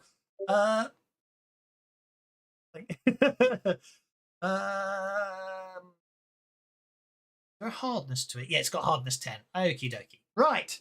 12 because Oh, I you? put the... Yeah, you did. Yeah. Yes, you did. I see. It says toughness equals 12. Although it should be Okay, so the meat machine goes next. He's going to come charging forwards towards the barrier. Then you'll take slash damage 2d4 damage. I don't think he notices. Don't worry about the -4. It was obviously left in there from before when I was going to roll for an NPC. Barrier has a parry of 2, so we'll attack the barrier. Hitting the barrier, doing Not enough damage. Hang on. Not enough damage. Something's not working.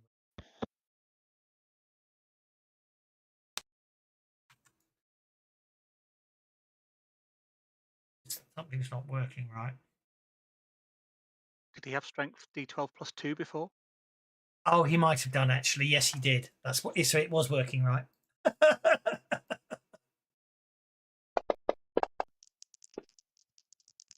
No, he's not breaking through that barrier, is he? Sully, you're up.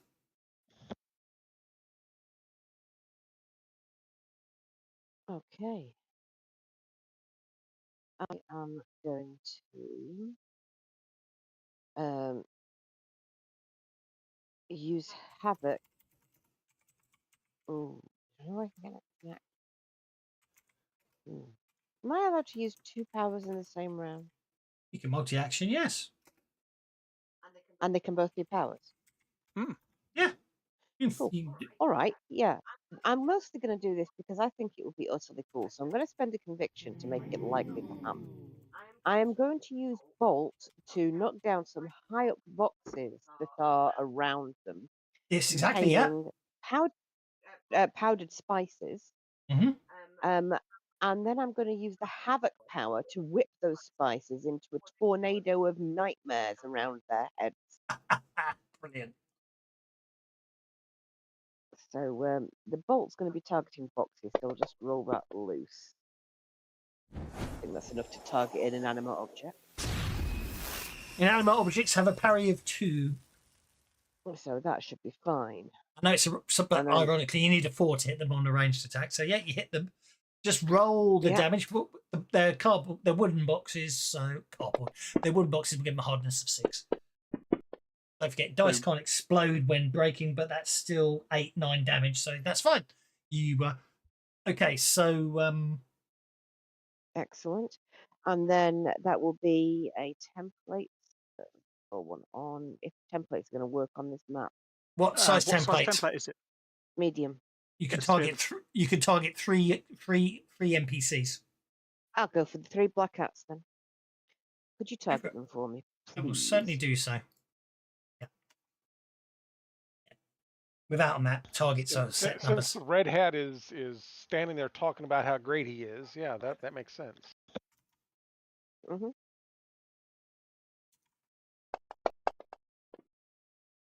That there chili is the property of General Throckmorton, and we have come here to get that chili for General Throckmorton, and we are going to claim it in the name of the Combine.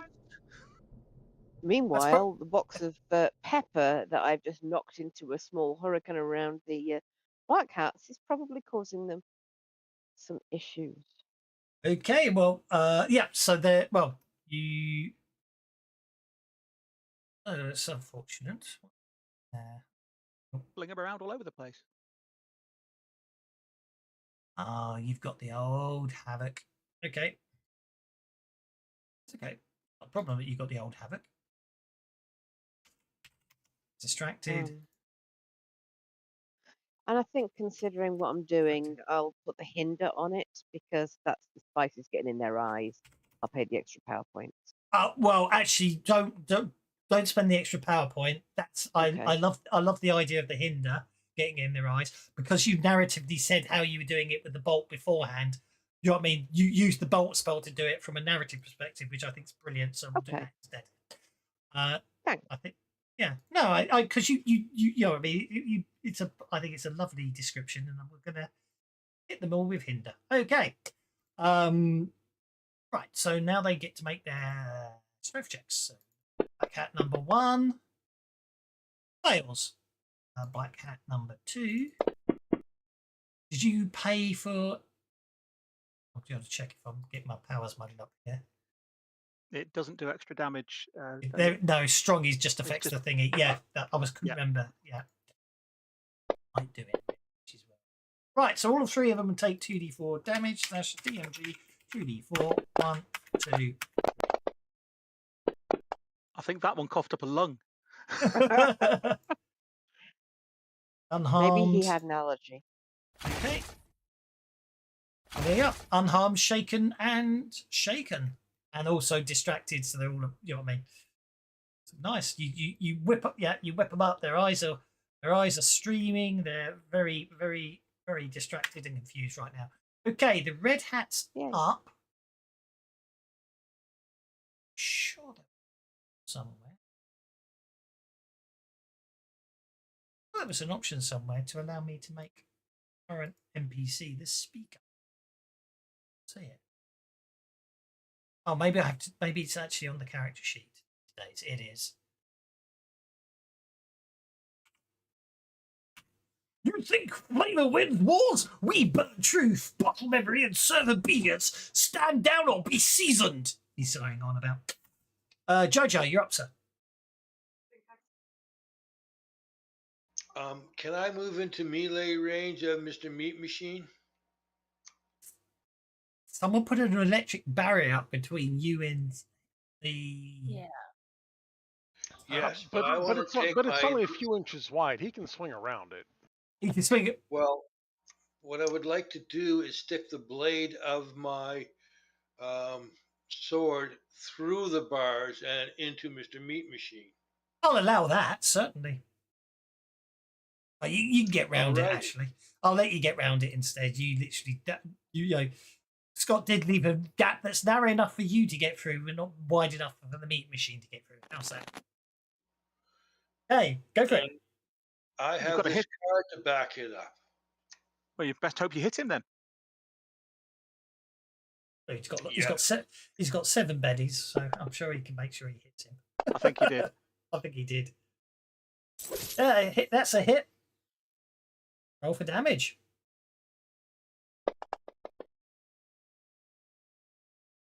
It's 14 points of damage because you double it, which will shake the beat machine.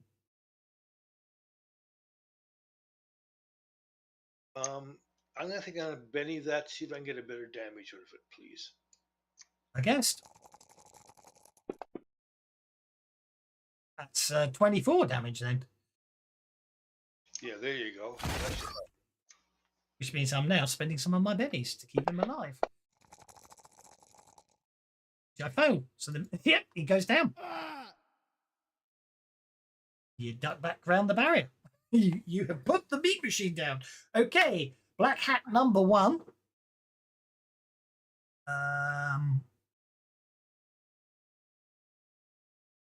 Throws a fragmentation grenade at the barrier and misses. I might spend a penny. It scatters. I know, scattering might be a problem here, mightn't it? Oh, it looks like it's going to scatter. Well, we can work it out because we can know which way it's going. Okay, it is scattering. Well, it's going to hit. Well, it can't scatter through the barrier, can it? No, it's going to hit the barrier and bounce down, or isn't it, near the barrier? Within 4 inches of the barrier. A medium blast template means it will still hit the barrier, won't it?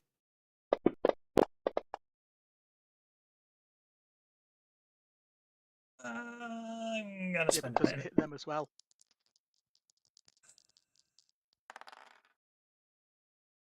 Barrier and 2 of them will get hit in the area. How's that? Because it's 3 targets, isn't it? Mm-hmm.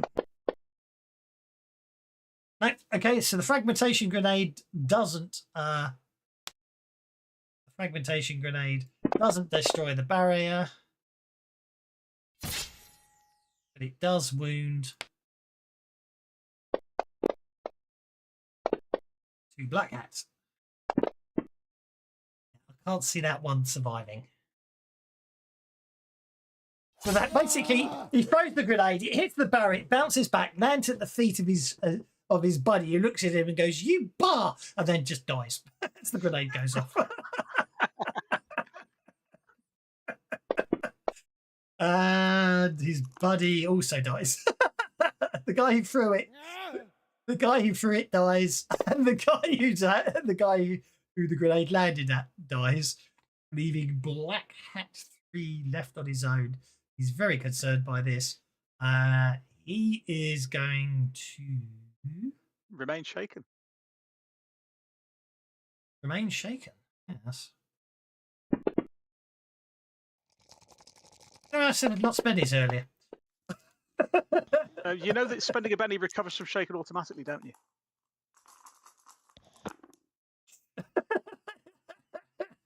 I forgot that.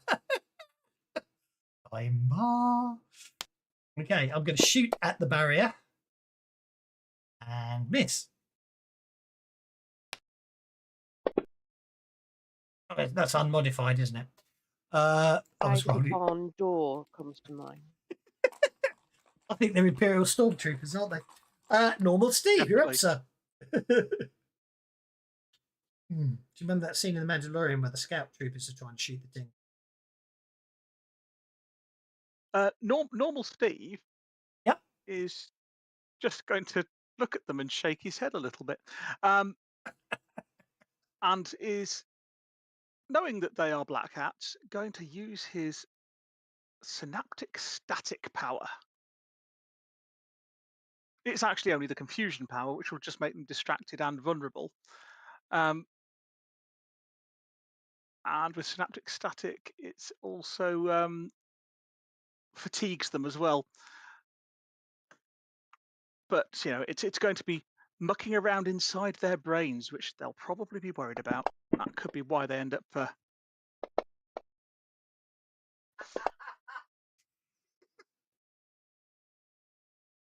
With Those are that cool roll, dice, aren't they? Totally freaked out.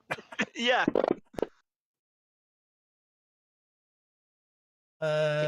Tick, tick, boom. Confusion. That's a bit annoying. Confusion didn't actually apply the confusion power. It did the roll for them. No, because I'm afraid it's because it's the old confusion power, which the new confusion power actually does vulnerable and distracted automatically. Yeah. For a round. So you get both, don't you? If you I get both, but they're also fatigued and hindered, both of them.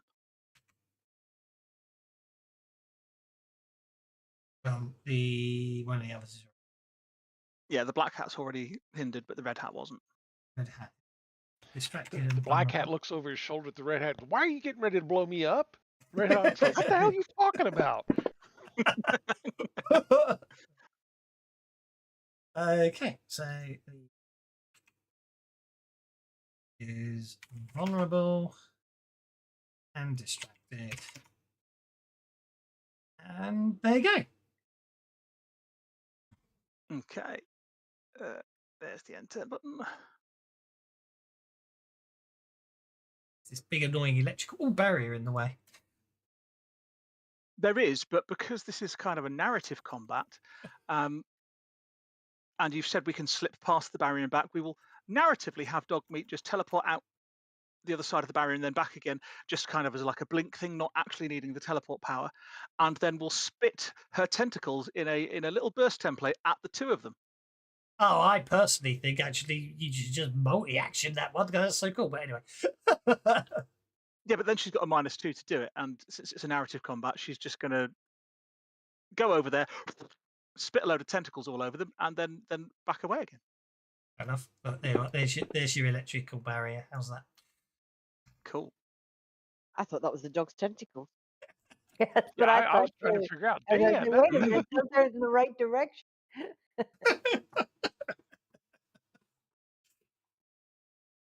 Okay, so is it? Yeah. Well, right. No, They're it's both not, is it? They're both entangled and vulnerable and cannot move, which Mhm. of course means I will remove the other vulnerable because otherwise it will stack. But of course that does technically mean. Hang on. Dogmeat's going to have to stay this side of the barrier if they're entangled. No, because she sheds the tentacles and grows new ones. Ooh, I misunderstood. Oh, it's the yes, Yeah. yes, because it's the entangled power. Of course, it is. It's the Completely. entangled power. So when she does it, she spits out tentacles which wrap around them and then sheds them and grows some new ones. I completely misunderstood. I apologize. So they are wrapped. They are wrapped in her discarded tongue. Indeed. She's a very disturbing dog. She is. She's so cute. That brings us to Tabitha. Now, is this barrier all the way to the ceiling or whatever, or is there space above it? Yeah, there's space above it if you need there to be. Well, if I kind of wanted to lob something gracefully over it to land between those two idiots, I have my own frag grenade. You can lob a fragment grenade. Frag grenades are medium burst template, which means you can choose up to 3 targets to be hit by the grenade. And they can't evade now because they're entangled. And it's We're just- making them look so bad.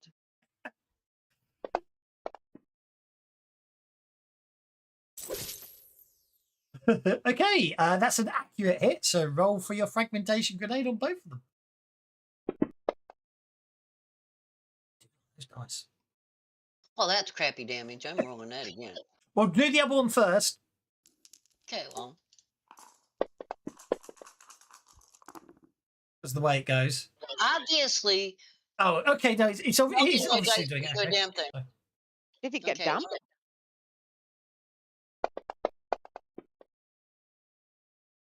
I don't know. Okay, so you incapacitate the black hat. It looks like the red hat's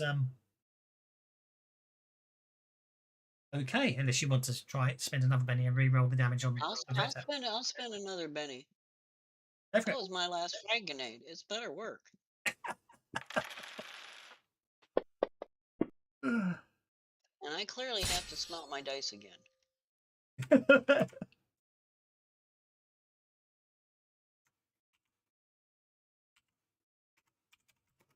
that would be my turn.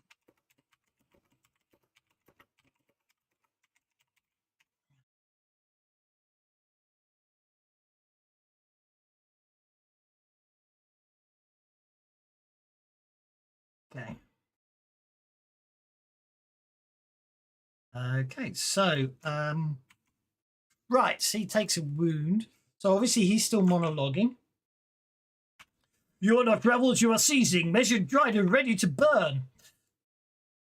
And then the grenade lands at his feet. Obviously, he just shouts, he just looks up and goes, "Oh crap," and dives to the side, but gets caught by the grenade. However, I will spend a penny on that and fail, so he takes a thought wound. He was entangled from tentacles. Oh, of course he is. He tries to dive. tries to dive, but fails. Yeah, good point. So I'll happily waste a penny on that. Velma's basically not much of a combateer. She'll just stand at the back and looks. Oh, it goes. Oh, cinder. I happen to notice that the chemical properties of the cumin in this area, when mixing with the capsaicin, I think will basically be quite effective in your bibliopathy, giving you a +1 bonus on your next trait roll. I can't think of any. Oh. Well, I don't know what you're going to do, but she's obviously trying to support you. So you got a +1 bonus from Velma's cooking skill. Alrighty.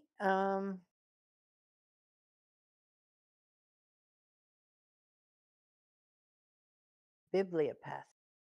No, I mean, I was just narrative what she's saying. You can do whatever you want. You get a +1 bonus. Okay. Well, technically, actually, I was gonna stick my shotgun through the barrier and shoot him with the scatter gun.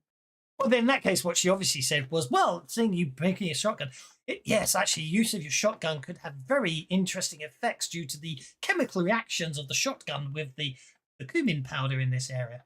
How's that? So I'm gonna let him have it with both barrels. Go for it. Ooh. Minimize my whole screen somehow. Oh, without for needing to. God's sake! Well, that's well, a hit. 4 hits. All The right. one misses, but the 4 hits.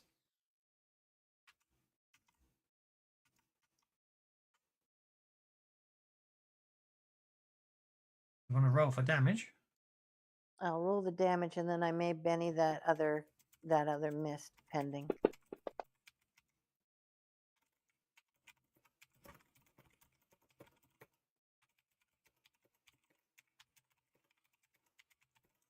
Okay, so I'm just. Okay. 10 points of damage. So that's a wound on him. What does he do? Yeah, I think I'm gonna Benny that other miss and try to hit him again. Well, he completely fails to negate that damage by trying desperately to move. Oh! Let's utilize that conviction Okie dokie. and roll again. Well, we just have to ignore the green dice. 5 hits. Okay. Hang on. Oh, damn it. I have to ignore the green. 5, 6, 9 points of damage. Unfortunately, because I just to turn the conviction off. Okay, 9 points of damage. He's already shaken, so that will be a wound because you've shaken him again. Yes, he can soak it, which he does. He's on 2 wounds and 1 point of fatigue. He's distracted, entangled, and can't move. And now, oh dear, Min-Max is coming, so we all know what's going to happen. Finish him off, Fistfuls. Min-Max. Fistfuls. Yeah, Min-Max is going to kind of lean up against the one of these broken down, collapsed, whatever they are. And she's going to, excuse me, she's going to raise up this lever action 30-30 she's got and give him a shot. You need an inoculation. Well, that's a hit.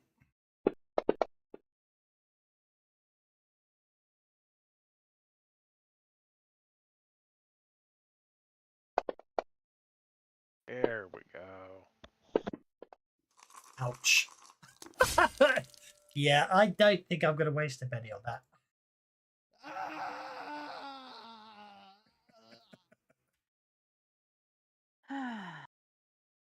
Okay. Now, what I do need to check is if you still have to deal with the card, or if I think the fight is the obstacle on the card, logically. So, right. So then we'll move the king out the way. You all get to advance. Are you advanced? Are you going? Which way are you headed? To the right. Yeah. Yes. See, so let's cross our fingers and cuss you out because it's not the Joker. Oh, I think we're in the wrong place. Yep. But hey, at least it's not a spade and making it a dead end. In which case we would be in trouble. Wrong account. Fight. Okay. Diamonds is smarts, isn't it? Yes. Can Dogmeat lead here because notice is a smart skill, and Dogmeat just wants to like do that. Go into Find our path out. Yeah, that's perfectly just fine. you know when dogs point, they go into that go into that pointer pose. Mm-hmm. Dogmeat is going to go into the pointer pose and just point at the next door. I'm afraid aces count. I'm afraid aces count as cards Base in this. cards? Special cards. encounters. Special Oh. encounters. No. Curses. Another one. No.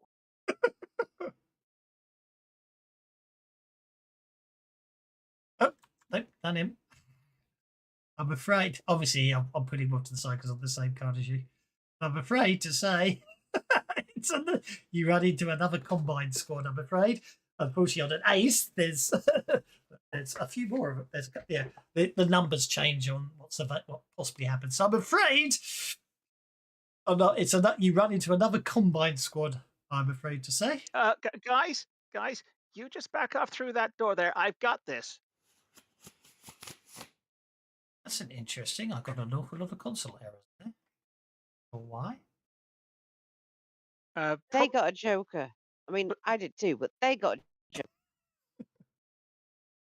They did indeed. I can play an adventure card here, and you guys can just walk out of the room if you want. But I won't be able to. Interesting console message I've suddenly got. Must Well, have got are you something. saying you want to sacrifice yourself?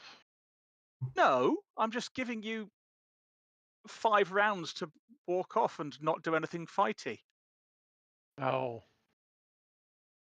And you can walk into the next room, and then I'll nuke them. Yeah. Here's your 2 steps. Quick, take them. If Thought you it was don't want me 3. to, then I Oh, won't. but- Sully's power surge kicked in beautifully there. Look at that. I don't think Sully spent Yep. any power points Oh, in the whole gosh. adventure, though. It's up to I you did, I guys. did the whole havoc thing with Of course double you did powering last with the time. double power. Yeah. So Sorry, do you guys Don't want skip to my have 3 the points. opportunity to just walk off? well, I think we've got to How many resolve black this. cats have we saved? Something is very strange gone here. I've lost the I'm ability I'm to pretty pick up sure my pennies. adventure card can kind of resolve this for the purposes of you guys, but not for Steve. I don't mind fighting them. It was kind of funny last time. Okay. But I'll go with the majority decision happily. I don't. Whatever I've done something. Whatever console error I just got. It's very weird. It's nobbled my ability to pick up pennies and give them to players. Well, that's annoying. But so I had to manually give you a penny, Sully. So by opening up your character sheet and increasing your penny count by 1. But, that's why I apologise for forgetting how dramatically excellent you were. Okie dokie. Aw. So the black hats are going first. So no one's bullet magnet on this lot, are you? Of course, we Mhm. might not want 5 black hats going on a Joker before all of us. So even if you guys don't back off, I'm on a Joker too. I might be able to go before. go before them. Well, maybe I'll you try. should try to go before them. I don't know. Is that athletics roll? It's an interesting one because it doesn't actually say in the rules, does it, that if the black jokers beat red jokers? I don't believe, except there It seems to be doesn't, the no. convention. It seems to be the convention, so I will allow you to attempt an opposed athletics roll to interrupt the black hats because they're on a joker as well. You get a. Why are you encumbered? I shouldn't be encumbered. That's error. Because my stuff's in my bike. What? Let me have a look at my inventory and see what it's doing. I'm not carrying 51 weight. What? That's just that. Battle axe weighs £10, Well, that's and part of it. you Hang got on. £24 because For you some got a reason, it battle had me axe. down carrying my bedroll, which I wasn't. Clearly, I don't walk around with my bed under my arm. Okay. Yes, battle axe.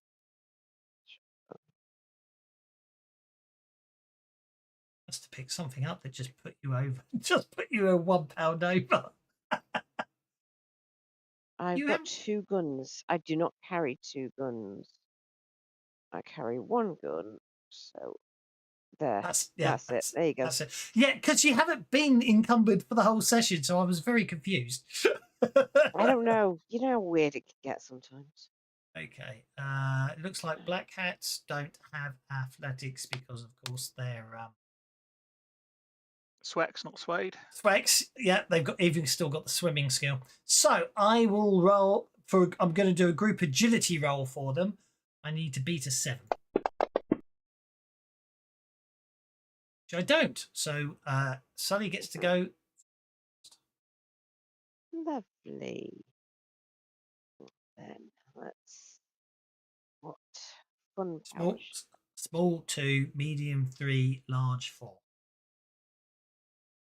I think realistically, with the being a big group of them all together, I think Havoc has got to be my choice here.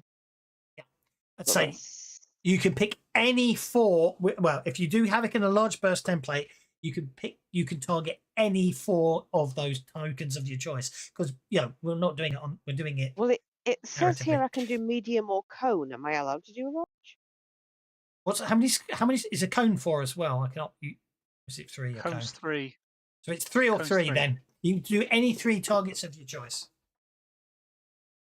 with the Okay. with the havoc. Well, I'll have a black hat. Sorry, 2 black hats and the red hat then. I It's mean, not a well, you waste should be of able. roll. You can you target whichever ones you fancy. I don't mind. Actually, no, I'm going to target black hats because they're on jokers. Bear with me a second, sure. Otherwise, I could just do the middle row if you want. And you can upgrade it to a large blast template for an extra power point. I thought you I could. can. So you can do 4 of the It's 5. not written down that way. In You that could do case, I'll 4 do of the black hat. you could do 4 of the 5 black hats. Oh no, there's 4 black hats. Why am I seeing 5? No, there's 5. black hats. There's 5. Okay, so I'll do 4 of them. I will upgrade it to strong and He's Captain Carpet. There are 4 black black hats. I'm going to upgrade it completely. I'm going to go, as I've just got my PowerPoints back, I'm going to put fatigue, Okay. hinder, and strong. Okie doke, go for it. So their strength rolls will be made at -2.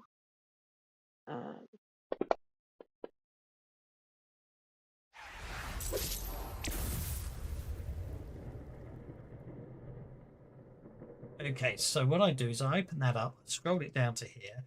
I go distracted by havoc, bang. And you said you fatigued the ball as well, didn't you? Yeah, fatigue, strong, third thing, 3. Hinder. So their pace will drop. Yes. Relevant stuff is little, but Well, yeah. But narratively speaking, it probably. I'll think of some way. Well, we can defend on. it's fine. I'm just putting that on there. That's fine. -2. So I'm just gonna roll it and. You know what I mean? We can take another. There's an I think extra I've 2 matched that right. There's an extra 2 being taken off on top of whatever I roll. Unless I roll a 6 on it. I've either spent 6. enough PowerPoints or too many, whatever. I've definitely spent more than at least what I need to. It's 2d4, 2d4, 2d4, 2d4.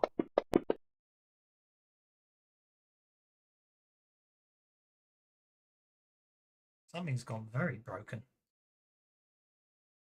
Saw all the dice roll and nothing's happened.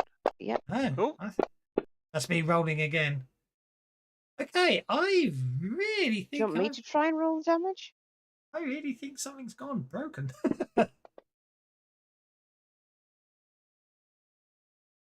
Let me see if I can roll the damage. Yeah, see if you can roll the damage. Slash damage 2d4 is the quickest way I find. Yep, I can. Okay, so I don't appear to be able to do any. Right. Okay, so you shake. Oh, they've all got toughness. 7-2. That's 7-2. 7-2. 7. You need to do that 2. 3 more times. Huh?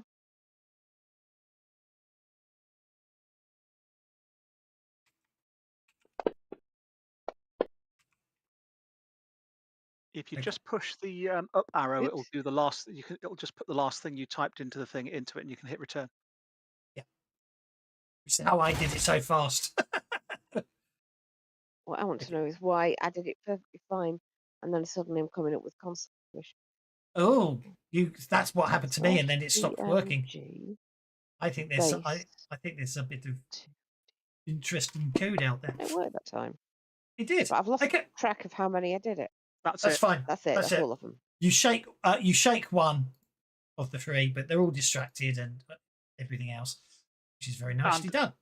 Then before they act, before Sully moves on and they get to act, Steve goes, "Hey guys, calm down, calm down. Would you put the guns down? We don't need to fight. We can just talk this out. It's all okay."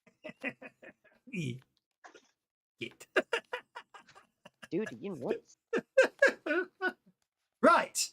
So, well, all characters cease fighting. Stay on the eating phase. So is everyone else going to, is everybody else going to head out to leave this area?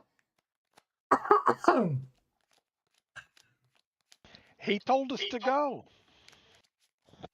Okay. Well, If you want to stay, you can, but for the next 5 rounds, you can only take defensive actions. I'm pretty sure leaving the room is a defensive action. That would be me. I'm not staying. Would casting protection be a defensive action? Totally. Okay. Cinda's going to leave the room, but before she does, she'll cast protection on Steve. yeah, that's fine. Go for it. Okay. Good luck, Steve. Give him hell.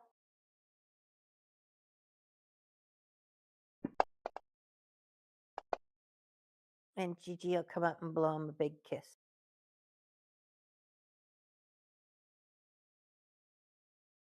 Protection with a raise gives him. +2 toughness. Now, you guys really don't want to do this because, much as you might want that chili, did you see what it did? You weren't there yet, but it turned everybody into human torches and not the cool comic book kind. Okay, I don't want to interrupt your thing there, but yeah, you applied the protection to Sully, not Steve. Oh yes, so I did. Thank you. It's all right. That's because the combat. 50% of everything I get belongs to my wife, so technically they get toughness +1 and I get toughness +1. That's because of that's because of the quirk of the combat tracker, and I need to move the combat tracker down To the person you want to put it on, yeah. Yeah, like that, and then I can click on. And then it'll go on to me because Cinder's targeting me. Yes. Yeah. Right. Okay. So this is where it gets really interesting. I think from a purely narrative perspective, you've got to keep talking for 30 seconds, but after the 30 seconds, what are you going to do? Protection runs out. Well, yeah.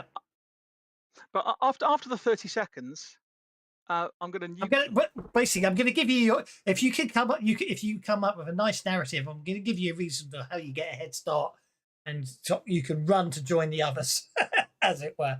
They will be chasing you, but you can run to join Of the course.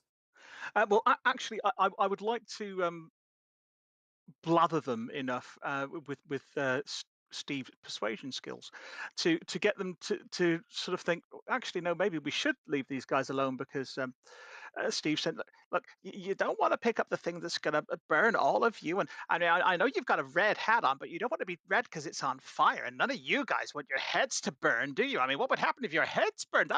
You go boom, and you don't want to go boom. I mean, that would be really, really bad. So what I suggest you do is you guys just stay here. You sit tight. It'll be fine.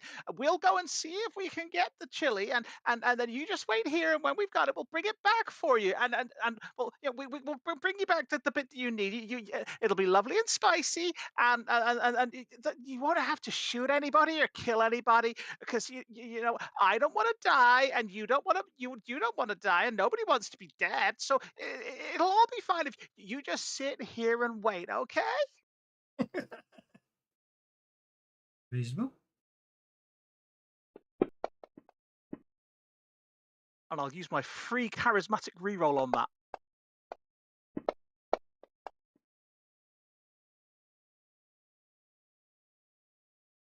Because even though Steve is absolutely crap at talking to people, he's got this mutation where he's got pheromones that make him somehow charismatic, and people will put up with him. Right. I'm going to say they seem confused enough to let you join the rest of the group. Okay. Just in time. And then Steve will stick a broom through the door handle. Okay. So you basically you find yourselves in a forgotten chamber. According to Velvet, she's never seen this place before. A forgotten chamber beneath Carmen's tech specs. Velvet never knew existed. The walls are carved from volcanic glass and scorched bone. Glyphs flicker on the floor like dying embers at the centre. A cracked pedestal holds the bloom fire chili, pulsing faintly. The air smells of blood ash and cumin. Carmen, is over here. I slumped upon the slumped on the floor. Her apron torn, one arm limp. Her cleaver is embedded in the chest of a fallen combine trooper. Smoke curls from her wounds. Standing Looking at here. the volcano. Oh, sorry. Yeah, no, don't worry. There's a lot of people in the room. I'm just revealing them One at a time. speaking. Okay. Yeah. Standing here, examining the chili, in plated obsidian armor etched with circuitry and bone. His right arm is a grafted flamethrower. His left eye glows with connecting glyphs. When he talks, his voice is cold and mechanical. He looks up as you all walk in. Says, "The chili is not yours. It is data. It is weapon. It is our." And he looks just for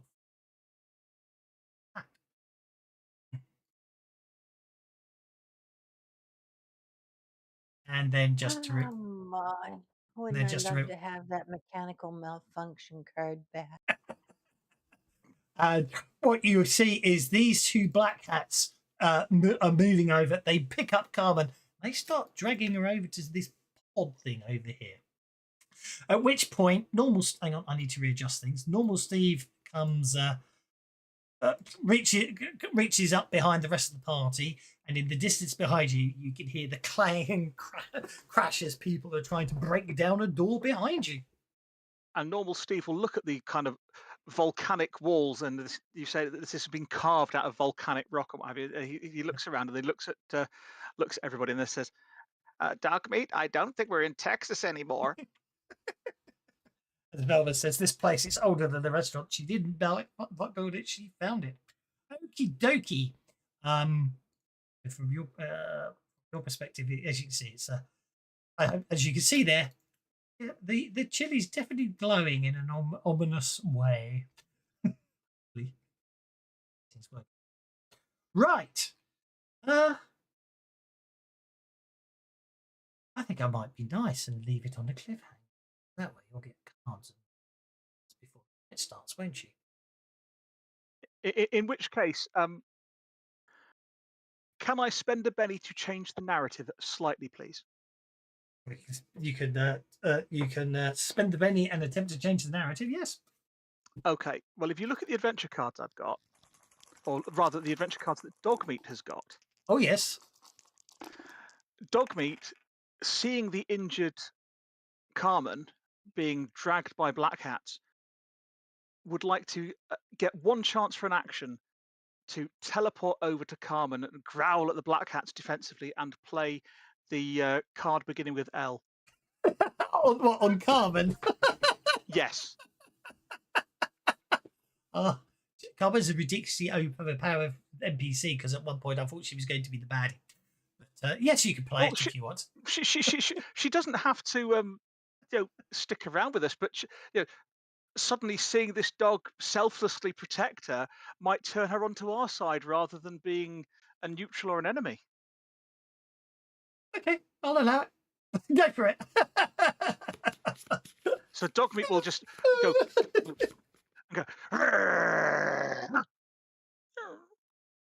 And then Carmen and Dogmeat gaze into each other's eyes, and that classic musical piece from Butterflies kicks off. That wasn't the not Rhapsody. Imagining slow motion wagging tongue dripping drool as he grew. And then Dogmeat uses her lick it better power. Which is relief. It is. To cancel out some of Carmen's wound penalties. Wounds. Yep, that's fine. Okay. Yep. And that was what I wanted to. That's what I wanted to do with the changing the narrative slightly. That's absolutely fine. I have no problem with that. And if Min-Max plays this card before the end, will she be able to keep shooting the commander without any issues? Oh. Right, it says your hero will affect the creature with attack regardless of any invulnerabilities. Yeah. Okay. I will play that then before we call it for the evening. I'll allow that.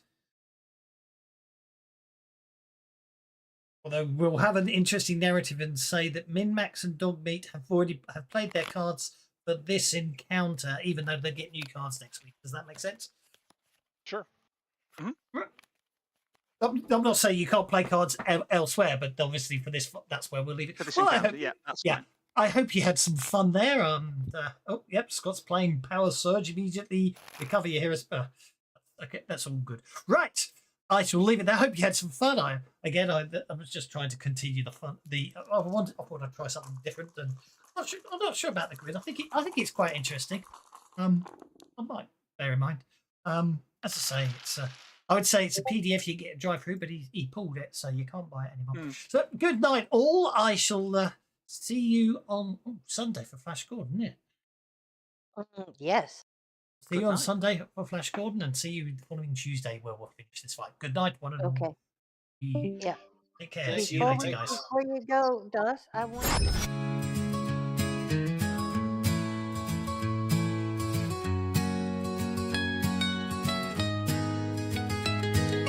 Dust on the wind, blood on the ground. Midlothians burning, no soul left around. We rode through the wreckage, the dead at our heels. 1,000 nightmares, but we never kneeled. Then we found it, Iron Beast in the dark. Garage sealed tight, like fate left its mark. Main battle tank, our salvation in steel. Now we roll thunder, now we break the wheel. Steel and shadows, fire in our veins. Roll into Eagle's Nest through acid rain.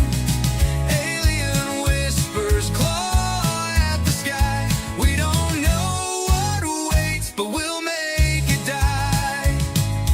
Highway cracked, ghosts in the mist. Radio silent, something's amiss. Eyes on the ridge, shapes that don't breathe. We're not alone and they don't grieve. We're the last line, the final breath. Hell on earth, we dance with death. But we've got grit and we've got rage, and a tank full of fury to set the stage. Steel and shadows, fire in our veins. Roll into Eagle's Nest through acid rain. Alien whispers claw at the sky. We don't know what waits, but we'll make it die. So light the fuse, let the engines roar. Deadlands won't break us anymore. From Midlothian's ashes we rise and fight. Into the unknown we bring the night.